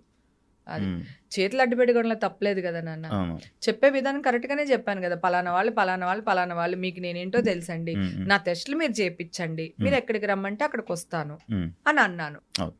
అప్పుడు న్యూస్ ఆపేశారు. హేమ గారికి మొత్తం ఈ 18 నెలలు లీగల్ ఫైట్కి ఎంత ఖర్చు అయ్యి ఉంటుంది దాదాపుగా?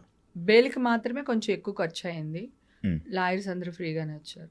కానీ ఖర్చు వేస్టే కదా. ఇంకా కోర్టుకి వెళ్ళిన తర్వాత నువ్వు ఖర్చు అనుకుంటే ఎట్లా అవుతుంది? తప్పదు, అది తప్పు చేయకపోయినా కూడా ఖర్చు తప్పదు.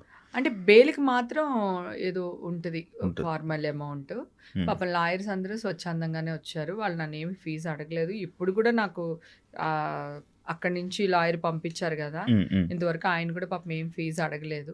ఓకే. సో ఇచ్చి పంపించాలి, తప్పదు. ఓకే. అంటే అది. ఈ 18 నెలలు మీడియా ముందుకు రాకపోవడం అంటే దానికి ముందు పాయింట్లో 18 నెలలు కూడా మీడియా ముందుకు రాకపోవడం ఓన్లీ కోర్టు అది అంటే అందులో ఆ మంది ఉంది కాబట్టి, అది ఇంకా తీర్పు ఏమి రాలేదు కాబట్టి, ఇవ్వకూడదు కాబట్టి మీరు ఇంటర్వ్యూలు ఇవ్వలేదు, మీడియా ముందుకు రాలేదు. కాదు ఉమ్. యాక్చువల్గా ఫస్ట్ స్టార్టింగ్లో న్యూస్ వచ్చింది న్యూస్ కదా. వచ్చింది.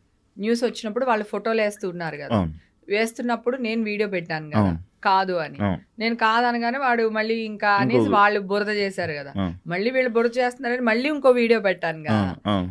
వీడియోలు పెట్టాను కానీ నేను మీడియా ముందుకి రాలేదు. అదే నేను మీడియా ముందుకు ఎందుకు రాలేదు అంటే కోర్టులో కేసింది. ఒక వీడియో పెట్టినందుకే మనకి ఇంత గోల్ అయింది, 2 వీడియోలు పెట్టి 4 వీడియోలు పెట్టి మళ్ళీ 5వ వీడియో పెడితేనే కానీ న్యూస్ స్టాప్ అవ్వలేదు.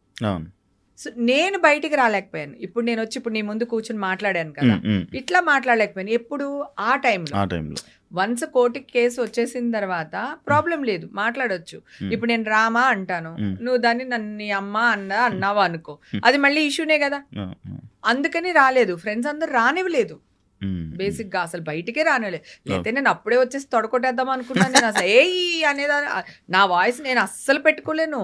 నేను ఆ ఎమోషన్ ని ఎలా బయటికి త్రో చేయాలో తెలియక డిప్రెషన్ లో ఉంటే చచ్చిపోతానేమో అని చెప్పి, లేదా వాళ్ళని చంపేస్తానేమో అని భయపడి నేను ఐస్ బాత్ అని ఒక దీనికి వెళ్ళా. చూసే ఉంటావు కదా, ఐస్ లో కూర్చుని 150 kgs ఐస్, అది ఆ ఐస్ లో కూర్చుని అరిచని చూడు అని. అదంతా ఏంటనుకున్నావు, అన్ని అవార్డ్సే, సెన్సార్ వర్డ్స్ అన్ని ఒక రీలే పెట్టారు కదా దానికోసం. పెట్టేశాను కదా సెన్సార్ వర్డ్స్ అన్ని. అంటే ఒర్రే నేను అది కాదంటే మీ అని ఒక ఎమోషన్ ఉంటుంది కదా, దాన్ని త్రో చేయాలి. లేకపోతే నేను ఏం చేస్తాను నాకే తెలియదు. ఏమో ఎవరి మీదనే యాసిడ్ పోతే నేను వెళ్ళి, లేకపోతే నేనే చచ్చిపోతే.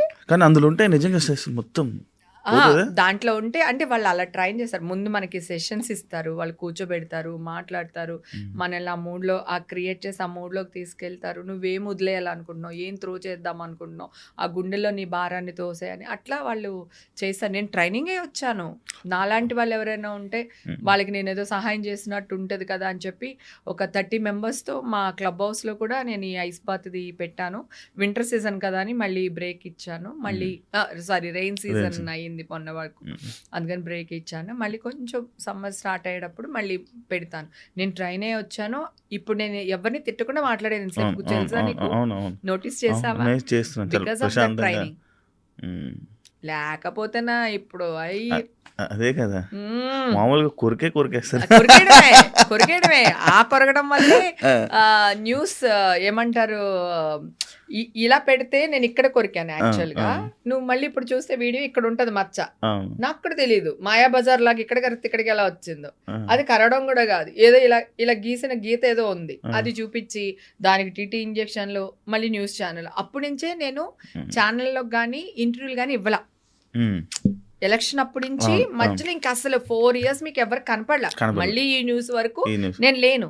ఎందుకంటే నాకు బాధ కలిగింది. నేను ఒకరిని కొట్టడానికి వెళ్తున్నప్పుడు నరేష్ వాళ్ళ బాడీ గార్డ్స్ వీళ్ళు ఒక అతను కొడుతున్నారు. ఆ ఫోటోలో అది కూడా ఉంటది. ఇలా పట్టుకుంటున్నారు, నరేష్ వాళ్ళందరూ ఇలా పట్టుకుంటారు, అబ్బాయి ఇలా పరిగెడుతున్నాడు, నా వెనకాల శివబాలాజీ ఉంటాడు, శివబాలాజీ వెనకాల నేను ఉంటా. ఆ అబ్బాయిని కాపాడడానికి నేను వెళ్తుంటే శివబాలాజీ ఆపేశాడు. ఎంత సాడిస్తాడు చూడు. పాపం హేమ గారు వెళ్తుంటే శివబాలాజీ ఆపేశాడని ఎవ్వడు వేయలేదు. హేమ కొరికేసిందని వేసాడు. నేను కొరికే టైంలో కింద నుంచి వెళ్ళిపోవచ్చు కదా అబ్బాయిని కాపాడడానికి ఒక స్ట్రైక్ అయింది. నేను కింద నుంచి దూరం వెళ్ళిపోయాను. ఫోటోలో కూడా కింద నుంచి దూరం వెళ్ళినట్టు కూడా ఉంటాయి. వీడిని ఏం చేయలేదు నేను, ఈ అబ్బాయిని ఏం చేయలేదు నేను. సో న్యూస్ ఎలా వేసేసారు, హేమ కొరికేసింది, హేమ కొరికేసింది, హేమ కొరికేసింది అని వేస్తారు. వాళ్ళు కూడా వచ్చి నౌకరి అనుకుంటే ఇచ్చారు. అంటే వాళ్ళకే సిగ్గేసింది. నాకు ఇప్పుడు చూస్తే నవ్వు వస్తుంది. అప్పుడు డిసైడ్ అయ్యాను, ఓహో మీడియా మనల్ని వాడుతుంది, మనకి వద్దు మీడియా వద్దు, ఎవరు వద్దు. సో ఈ గెలిచిన వాళ్ళందరూ రాజీనామాలు ఇచ్చేసి అక్కడి నుంచి వచ్చేసాం. అప్పుడు మా టీంలో ఎవరెవరు గెలిచారో వాళ్ళందరూ ఇచ్చేసిన తర్వాత నేను ఇంకా అసలు మా అసోసియేషన్ కానీ ఆ ఎలక్షన్కి సంబంధించింది కానీ ఇంకా క్యారీ ఫార్వర్డ్ చేయలేదు. మీడియాకు దూరంగా ఉన్నా, 4 years దూరంగా ఉన్నా. మళ్ళీ ఇప్పుడు వీళ్ళు గోకిచ్చుకుంటున్నారు అంతే. వాళ్ళు గోకిచ్చుకుంటున్నారు. సఫర్ అయింది నేను, నా ఫ్యామిలీ. మాలోని ఏదైతే మా అసోసియేషన్ ఉందో అందులోని మిమ్మల్ని మెంబర్గా తీసేసామని చెప్పి మళ్ళీ ఇప్పుడు ఇది ప్రూవ్ అయింది కదా, మళ్ళీ వచ్చే ఛాన్సెస్ ఎందుకు?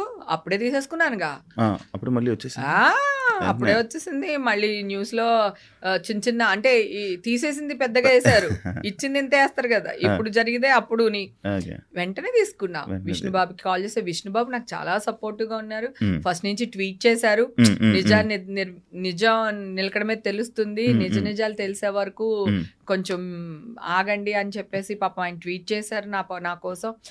తర్వాత నాకు ఫోన్ లో మాట్లాడారు, మేమందరూ నీకు సపోర్ట్ ఉన్నాంరా, మీరు భయపడకండి హేమ గారు, మేము ఉన్నామా అది ఇదని అన్నారు. సడన్ గా నేను ఆ జైలుకి వెళ్ళి వచ్చే లోపల తీసాను. నేను రాగానే వెళ్ళా విష్ణుబాబు దగ్గరికి. బాబు ఏంటది, ఎందుకు తీశారు, ఇప్పుడు నేను తప్పు చేశాను అనుకో కోర్టులో శిక్ష వేస్తారు కదా, అప్పుడు తీసేయండి, మొత్తాన్ని క్యాన్సిల్ చేసేసేయండి. ఇప్పుడు ఎలా తీస్తారు, నన్ను ఆల్రెడీ మీడియా వాళ్ళు ముంచేస్తారు, ఇక్కడ వరకు మునిగిపోయి ఉన్నాను నేను.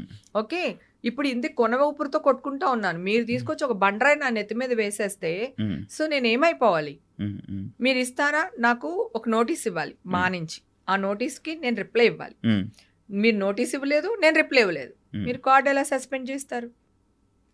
మీరు ఇచ్చేసేయండి బాబు. ఒకవేళ మీ వల్ల కాదు అని ఏదన్నా అలా అనిపిస్తే గనక నేను కోర్టుకు వెళ్ళి తెచ్చుకుంటా, న్యాయస్థానానికి వెళ్ళి నా కార్డు నేను తెచ్చుకుంటా, నా కార్డు నాకు కావాలి.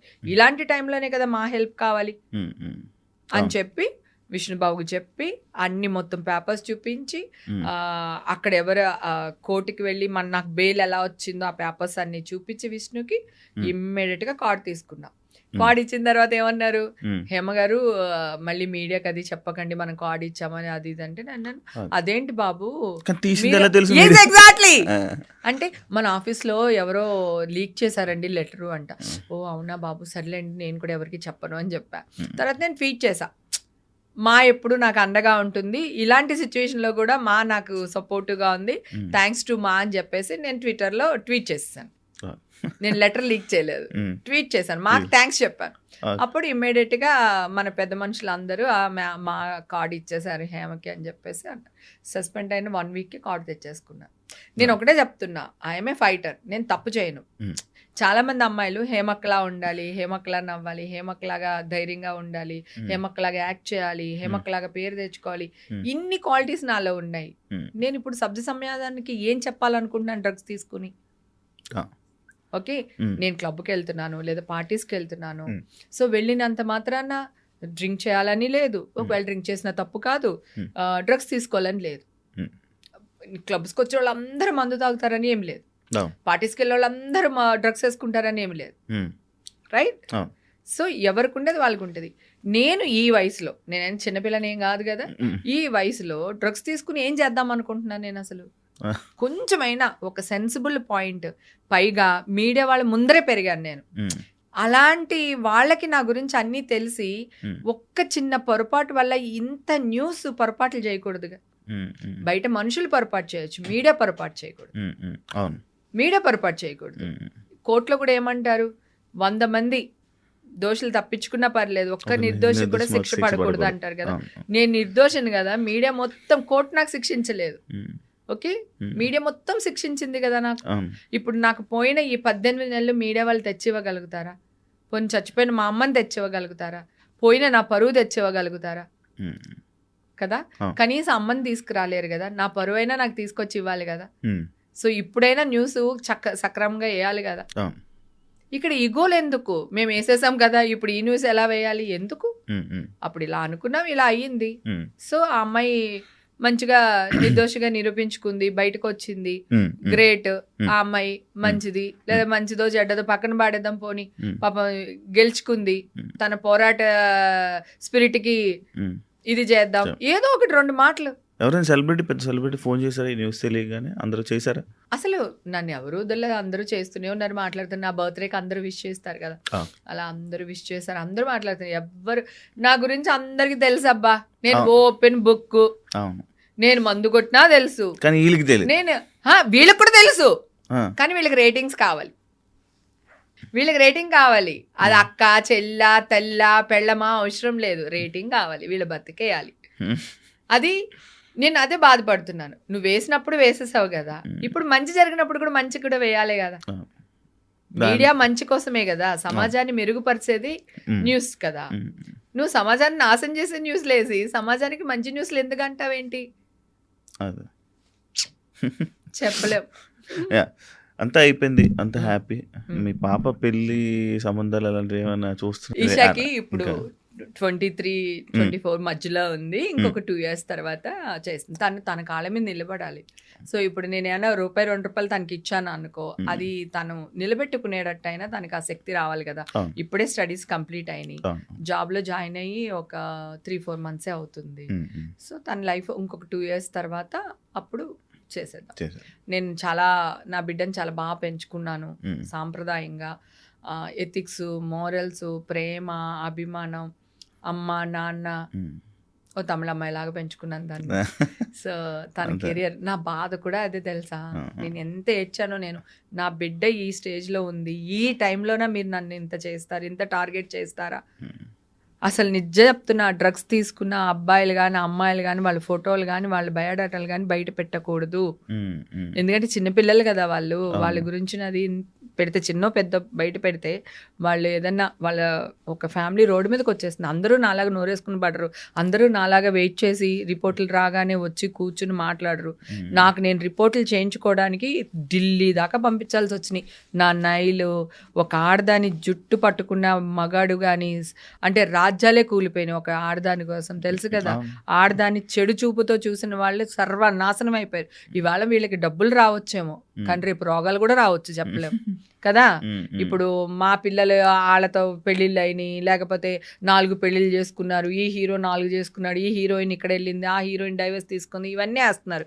నేను మామూలు స్ట్రైట్ అవే మీడియా వాళ్ళు అందరినీ అడుగుతున్నాను, మీలో ఎవ్వరు, మీ ఫ్యామిలీలో ఎవ్వరు డైవర్స్లు తీసుకోలేదా, ఎవరిని పెళ్ళిళ్ళు చేసుకోలేదా, లేకపోతే మీరు డ్రైవర్స్ ఇప్పించి అమ్మాయిల చేత మీరు 2వ పెళ్ళి, నీ పెళ్ళానికి నువ్వు 2వ మొగుడు అయినోడు ఎవ్వడూ లేడా?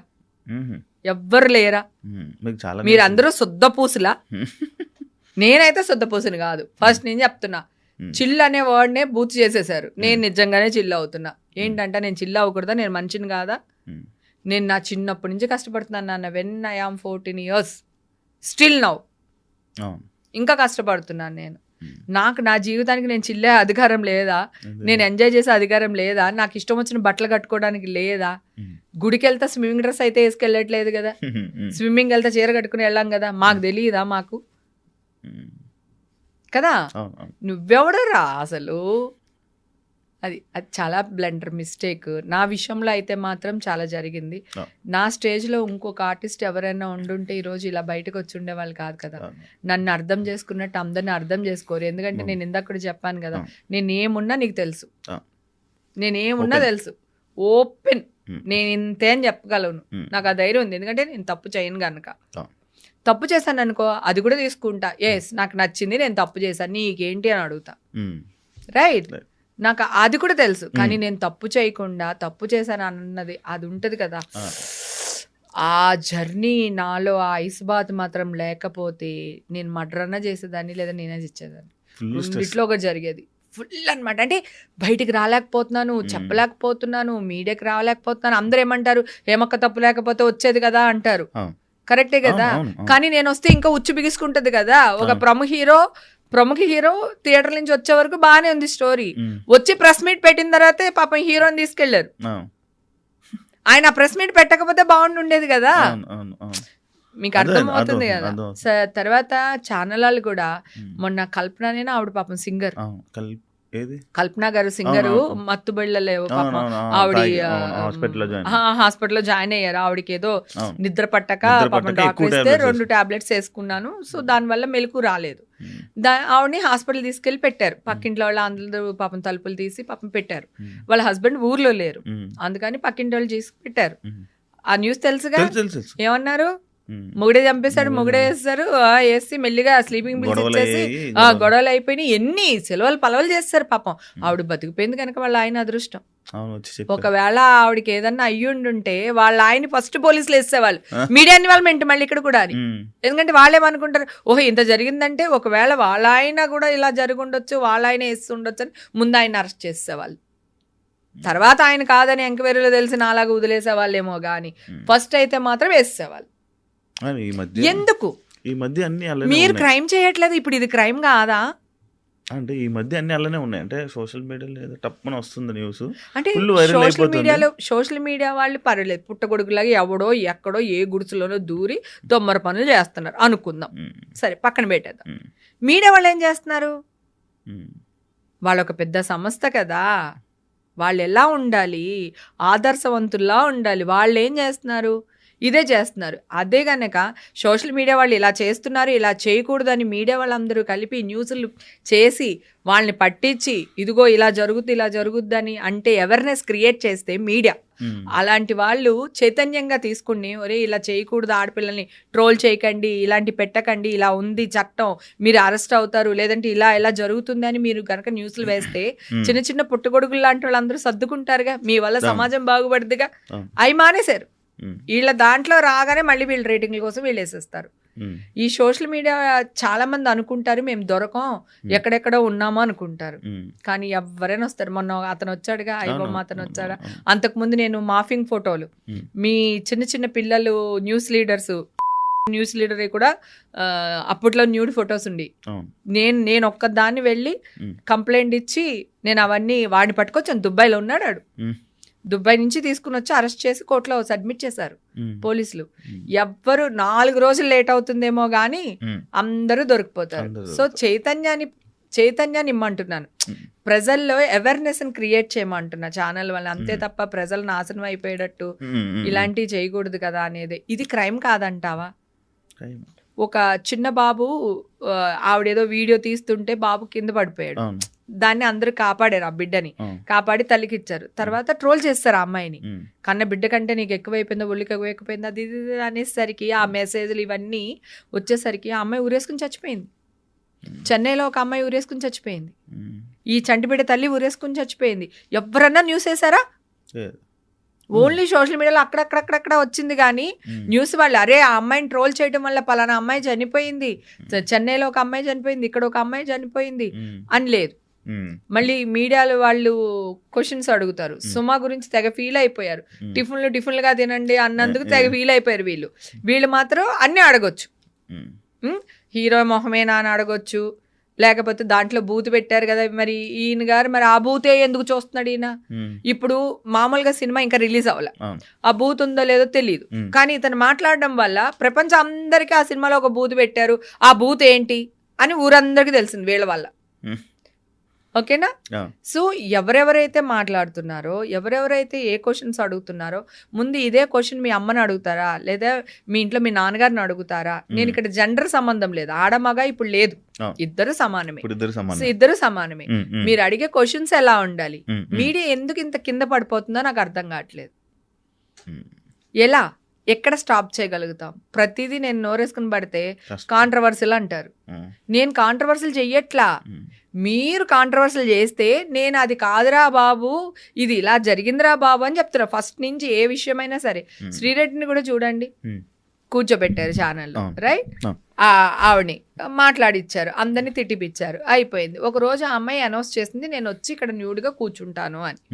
ఒక ఛానల్ వాడు, ప్రముఖ ఛానల్, అది కూడా పెద్ద ఛానల్ వాడే, వెళ్ళి ఇలా పెట్టి ఆ అమ్మాయి ఇలా కూర్చుంది, ఇట్లా ఈ కొంచెం డ్రెస్ కొంచెం తీసి ఇట్లా కూర్చుంటే ఇట్లా పెట్టి తీస్తున్నాడు. అన్నం తింటున్నాడా గడ్డి తింటున్నాడా వాడు నాకు అర్థం కాదు. ఏ అమ్మాయి గమ్మునుండు, ఎందుకు తీస్తున్నావు అని లేదు. ఆ అమ్మాయి కారు దిగింది చక్కగా, నా అమ్మాయి పక్కన ఒక అమ్మాయి ఉంది, బ్యాగ్ ఇచ్చింది, ఒక్కొక్కటి తీస్తుంది, వీడు షూట్ చేస్తున్నాడు. మనిషి వాడు అసలు. అదే ఆ ప్లేస్లో నీకు సంబంధించిన అమ్మాయి ఉండుంటే నువ్వు ఇట్లానే వీడియో తీస్తావా? నేనుండుంటే పాపం శ్రీరెడ్డిని కూడా ఒడుకొట్టి ఎందుకే నువ్వు ఇలా చేస్తున్నావు, మూసుకో రా, నువ్వు అక్కడికి వెళ్ళే బదులు ఇక్కడికే వచ్చి న్యాయపోరాటం చేసి ఉండాల్సింది. మీడియాలో కూర్చుని ఎవరు ఎక్కమన్నారు నిన్ను? ఇక్కడే కూర్చుని వీళ్ళందరి ముందు, ఇప్పుడు ప్రొడ్యూసర్లు వీళ్ళందరి ముందు కూర్చుని ఇక్కడ ధర్నా చేయాల్సింది కదా. నువ్వు అక్కడికి వెళ్ళి వాళ్ళు ఇలాంటి వాళ్ళు వీళ్ళు ఇలాంటి వాళ్ళు అంటాం ఎందుకు అని చెప్పి నేను ఆ అమ్మాయిని వేసుకున్నాను. నేనుండుంటే 2 పీకి ముందు బట్టలు వేసేదాన్ని, అమ్మాయికి వీడియో షూట్ చేసేదాన్ని కాదు. మరి మీడియా వాళ్ళు ఎందుకు వీడియో షూట్ చేశారు? మనుషులేనా అసలు? అంటే ఒక్కటి కాదు, ఇవన్నీ తెలుసుకునే నేను మీడియాకు దూరంగా ఉన్నాను. ఈ న్యూస్ వచ్చే వరకు అసలు నేను మీడియానోలే లేదు. 4 సంవత్సరాలు నేను దూరంగా ఉన్నా, హాయిగా ఉన్నా. మీ అందరికీ తెలుసు కదా, మీతో వచ్చేదాన్ని, సరదాగా చిల్లేదాన్ని, మన అందరం బర్త్డే పార్టీలకి అట్లకి కలిసేవాళ్ళం కదా, చక్కగా కలుసుకునే వాళ్ళం, మాట్లాడుకునే వాళ్ళం, శుభ్రంగా తినేవాళ్ళం. మళ్ళీ ఆశ వీళ్ళందరూ చేపల పులుసు పంపించక్క అంటే మీరు ఎక్కడ ఉన్నారు? వాళ్ళ ఇంట్లో ఎన్నిసార్లు నేను ఫుడ్ వండి పంపించలేదు వాళ్ళందరికీ, ఇళ్లలో కూర్చుని. అది భయమేస్తుంది. అందుకే ఈషాని నేను మీడియాకి కనపడకుండా దాచుకుంటున్నాను. ఒక రేపిస్ట్ కనపడకుండా దాచుకున్నామంటారు కదా, వీడికి కనపడకుండా. అలాగా మీడియాకి కనపడకుండా నా బిడ్డని దగ్గర దాచుకుంటున్నాను. ఏమో నా బిడ్డ రేపొద్దున ఎక్కడికన్నా వెళ్ళొచ్చు, ఏ క్లబ్కి వెళ్ళొచ్చు, లేదా ఇంకో చోటుకి వెళ్ళొచ్చు, అక్కడ ఏదో జరుగుండొచ్చు, హేమ కూతురు అని వేసేస్తారు. అంటే నాకు భయం, నా కూతురు ఫేసు పబ్లిక్గా తెలియకూడదని. నేను తను వెళ్ళిన చోటు కూడా నేను నా కూతురు అని చెప్పనివ్వను. తను ఎక్కడికైనా వెళ్తే నార్మల్ అమ్మాయి వెళ్ళొచ్చినట్టే వస్తుంది, ఒక సెలబ్రిటీ కూతురు వెళ్ళినట్టు రాదు. అంతే, వాళ్ళ ఫ్రెండ్స్తో తను వెళ్తుంది, సైలెంట్గా వచ్చేస్తుంది. అది గుడికి కూడా అంతే. ఎక్కడన్నా అంటే తిరుపతి లాంటి గుడికి, ఏదైనా ఇంపార్టెంట్, కాశీ వెళ్తున్నామా అలాంటి గుడికి నేను నాతో తీసుకెళ్తా. లేకపోతే 90% గుడికి కూడా నాతో పాటు తీసుకురాను పాపని. అంతే, లేకపోతే నేను అసలు తీసుకురాను, తనే వెళ్ళిపోతుంది వాళ్ళ ఫ్రెండ్స్తో గుడికి. అన్ని ఏర్పాటు చేస్తాను. ఆ గుడిలో వాళ్ళకి కూడా నా కూతురు వస్తుందని తెలియదు. మా ఫ్రెండ్ పిల్లలు అందరూ వస్తున్నారండి, కొంచెం చూసుకోండి. అలాగే నువ్వు అన్నట్టు నిజంగా నాకు చాలా మంచి సర్కిల్, పెద్ద సర్కిల్. సో ఎక్కడికైనా వెళ్ళాలనుకో, వీళ్ళు ఈ కార్లో వచ్చింది హేమ, లేకపోతే ఈ లెటర్ పైన వచ్చింది హేమ. నువ్వు నీ ఫ్యామిలీతో వెళ్తే కూడా ఏదో ఒక లెటర్ తీసుకుని వెళ్తావురా కదా. నువ్వు పెద్ద తోపేం కాదు, నువ్వు కూడా ఎవరో ఒకరు రికమెండేషన్ తీసుకుని వెళ్లాల్సిందే. ఒక పెద్ద టెంపుల్కి వెళ్ళినప్పుడు, లేదంటే ఇంకెక్కడికన్నా వెళ్ళినప్పుడు, ఇంపార్టెంట్ ప్లేస్లో వెళ్ళినప్పుడు కంపల్సరీ.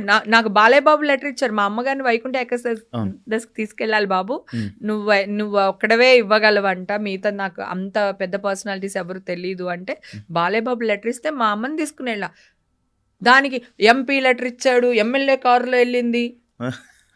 పువ్వా, ఎవడైనా వెళ్తాడు కదా, కొంచెమైనా అర్థం చేసుకోవాలి కదా. ఎవరైనా ఇప్పుడు నువ్వు వెళ్తావు అబ్బా తిరుపతి, ఏ రికమెండేషన్ లేకుండా వెళ్ళిపోతావా? ఇప్పుడంటే నాకు ఇంకా ఈజీ అయిపోయింది, ఎందుకంటే 10,000 రూపాయలు టికెట్ కడితే శుభ్రంగా హాయిగా చాలా మంచి దర్శనం. గుళ్ళోకి వెళ్తే ఎవరో ఒకరు గుర్తుపడతారు, 2 నిమిషాలు పక్కన నుంచి పెట్టి పంపిస్తారు అంతా. ఇప్పుడు ఎవరో గుళ్ళో 2 నిమిషాలు అదిగో హేమని 2 నిమిషాలు నిలబెట్టాడంట అని అదొక న్యూస్ వేస్తారు, రేపొద్దు నుంచి గుళ్ళో నన్ను గెంటేస్తారు వాళ్ళు. అంతే కదా నాన్న, నువ్వు ఇలా న్యూస్ వేయటం వల్ల నాకు కనకదుర్గమ్మ వారి గుడికి వెళ్ళాను, సో వేరే వాళ్ళ ఫ్యామిలీతో పాటు వాళ్ళ కారులో వెళ్ళాను, హేమ ఈ కారులో వచ్చింది, హేమ ఈ కారులో వచ్చిందని వేస్తున్నారు న్యూస్. మరి నేను ఏదో ఒక కారులోకి రావాలి కదా, నడుచుకుంటే అయితే రాలేను కదా. నువ్వే మీడియా వాళ్ళందరూ కలిపి నా మీద పడిపోతారు, గుళ్ళోకి వెళ్ళినప్పుడు మైకులు తోసేసుకుని కెమెరాలు తోసేసుకుని పడిపోతూ ఉంటారు. మరి అలాగే నా ఫ్యాన్స్ ఉంటారు కదా, ఇంతమందిని ఇన్ని సంవత్సరాలు ఎంటర్టైన్ చేశాను, నాకు అభిమానులు ఉంటారు కదా, వాళ్ళు నా మీద పడరా? పాపం ఎవరైనా ఏదన్నా పొరపాటు జరిగింది అనుకో, తొక్కిసలాట చచ్చిపోయింది హేమ గుడికి రాబట్ట అంటారు ఇప్పుడు. మరి నేను తొక్కిసలాట్లో రాకూడదంటే ఎవరొకరు కారులోనో లేకపోతే ఎవరొకరు మనుషులు ఇద్దరిని పెట్టుకునే రావాలి కదా, అది తప్పేంటంటున్నా. నువ్వు చేసేది కూడా అదే కదా, నీ ఫ్యామిలీని తీసుకెళ్లాలంటే నువ్వు ఏదో రికమెండేషన్ మీద వెళ్తావు కదా, అలాగే నేను రికమెండేషన్ మీదే కదా వెళ్తున్నాను. ఎందుకు కాంట్రవర్సీలు చేస్తారు, ఏం అవసరం కాంట్రవర్సీలు వాళ్ళకి? అది నేను మంచిగానే ఉన్నాను, అమ్మవారి మీద ప్రేమతో వెళ్ళాను, దాన్ని కాంట్రవర్సీలు చేస్తారు. ఒకడైతే టికెట్ తీసుకున్నారా మీరు అని అడిగాడు ఒకసారి, ఒక కనకదుర్గమ్మ గుడిలో. ప్రతి సంవత్సరం వెళ్తాను నేను, వాళ్ళకి తెలుసు ప్రతి సంవత్సరం హేమ గుడికి వస్తుంది, పలానా రోజు వస్తుంది అని కూడా తెలుసు వాళ్ళకి. ఏంటి కాంట్రవర్సీ? టికెట్ 50 రూపాయలు ఉంటుంది, పోనీ 100 రూపాయలు ఉంటుంది. నేను గుళ్ళో అమ్మవారికి ఎంత వేస్తాను చెప్పకూడదు, మాట్లాడకూడదు, కానీ చెప్తాను. ఆ రోజు కోపంలో చెప్పేసాను అనుకో, చీర పట్టుకెళ్తాను. ఆ చీర ఎంత కాస్ట్ ఉంటుంది? నాకు వచ్చే డబ్బు మా అమ్మదే, మా అమ్మే నాకు ఇస్తుంది. మా అమ్మ గుడికి ఉపయోగపడితే ఏదైనా చేస్తా. తిరుపతి కూడా అంతే. ఒక్కొక్కసారి నేను సంవత్సరం అంతా దాచిన డబ్బులు ఒక్కొక్కసారి 1 lakh అవుతుంది, ఒక్కొక్కసారి 1.5 lakh అవుతుంది, ఒకసారి 2 lakhs అవుతుంది, ఒకసారి 10,000 ఉంటుంది. నాకు వచ్చే ఇన్కమ్ను బట్టి నేను తీసి పెట్టుకుంటాను. ఒక్కొక్క ప్రాజెక్ట్లో వచ్చిన డబ్బులు దాంట్లో అమౌంట్ని బట్టి కొంచెం కొంచెం తీస్తాను. అది సంవత్సరానికి ఇంత అవుతుంది, నేను అక్కడికి వెళ్ళి వేస్తాను. ఓకే, ఇప్పుడు నేను ఏం చేస్తాను, ఎలాగా ఉండిలేసినా దేవుడి సేవకే. నేను ఇప్పుడు శ్రీవాణి టికెట్ తీసుకున్నా దేవుడికే, రేపొద్దున అన్నదానం టికెట్ తీసుకున్నా దేవుడికే. సో నేను అన్ని అట్లా గుడికి వెళ్ళినప్పుడు నా సంపాదనలో కొంత ఇది నేను గుళ్ళకి ఇచ్చేస్తాను. నువ్వు 300 రూపాయల టికెట్ కోసం అడిగితే కోపం రాదా? దేవుడికి దర్శనం చేసుకోవడానికి వచ్చాను, ఏం క్వశ్చన్లు అడుగుతున్నావన్నా? ఆల్రెడీ వాళ్ళు టికెట్ తీసే పెడతారు నేను వచ్చేసరికి. ఎందుకన్నా నన్ను ఇలా చేస్తావు, ఎందుకు నన్ను కాంట్రవర్సీలు చేస్తావు అని అడిగా. గుడికి ప్రతి సంవత్సరం వెళ్తానన్నా, తిరుపతి వెళ్తాను, అన్ని గుళ్ళకి వెళ్తాను నేను, ఒక్క గుడి వదలు నేను, అన్ని గుళ్ళకి వెళ్తాను. నేను నా లైఫ్ నేను చిల్ అవుతున్నాను, నాకు భక్తి ఉంది, మా అమ్మ మీద భక్తి ఉంది, నా ఫ్యామిలీని చాలా బాగా చూసుకుంటాను నేను. నా ఫ్యామిలీని ఈ రోజు వరకు ఒక్కరోజు కూడా నా ఫ్యామిలీని ఏమంటారు సైడ్ పెట్టేసి నా లైఫ్ చూసుకునేది లేదు. ఓకే, సో అలాంటి ఒక దీన్ని నువ్వెందుకు ఇట్లా బూతులాగా చిత్రీకరిస్తావు నాకు అర్థం కాదు. దేవుడు అనేవాడు ఉంటాడు, ఏ కాలో చెయ్యి ఎరగొట్టేస్తాడు ఎవడొక్కడికి చెప్తున్నా నేను. అన్ని మన రోజులు కాదు బంగారం కదా, అన్ని మన రోజులు కాదు. మొన్న శివరాత్రి రోజున శ్రీశైలం వెళ్ళా, మరి అక్కడ ఎవరో ఒకళ్ళు రికమెండేషన్ పెట్టుకోకపోతే రూమ్ ఎలా దొరుకుద్ది మనకి, కార్ ఎలాగ వెళ్తుంది, స్పర్శ దర్శనానికి ఎవరు తీసుకెళ్తారు?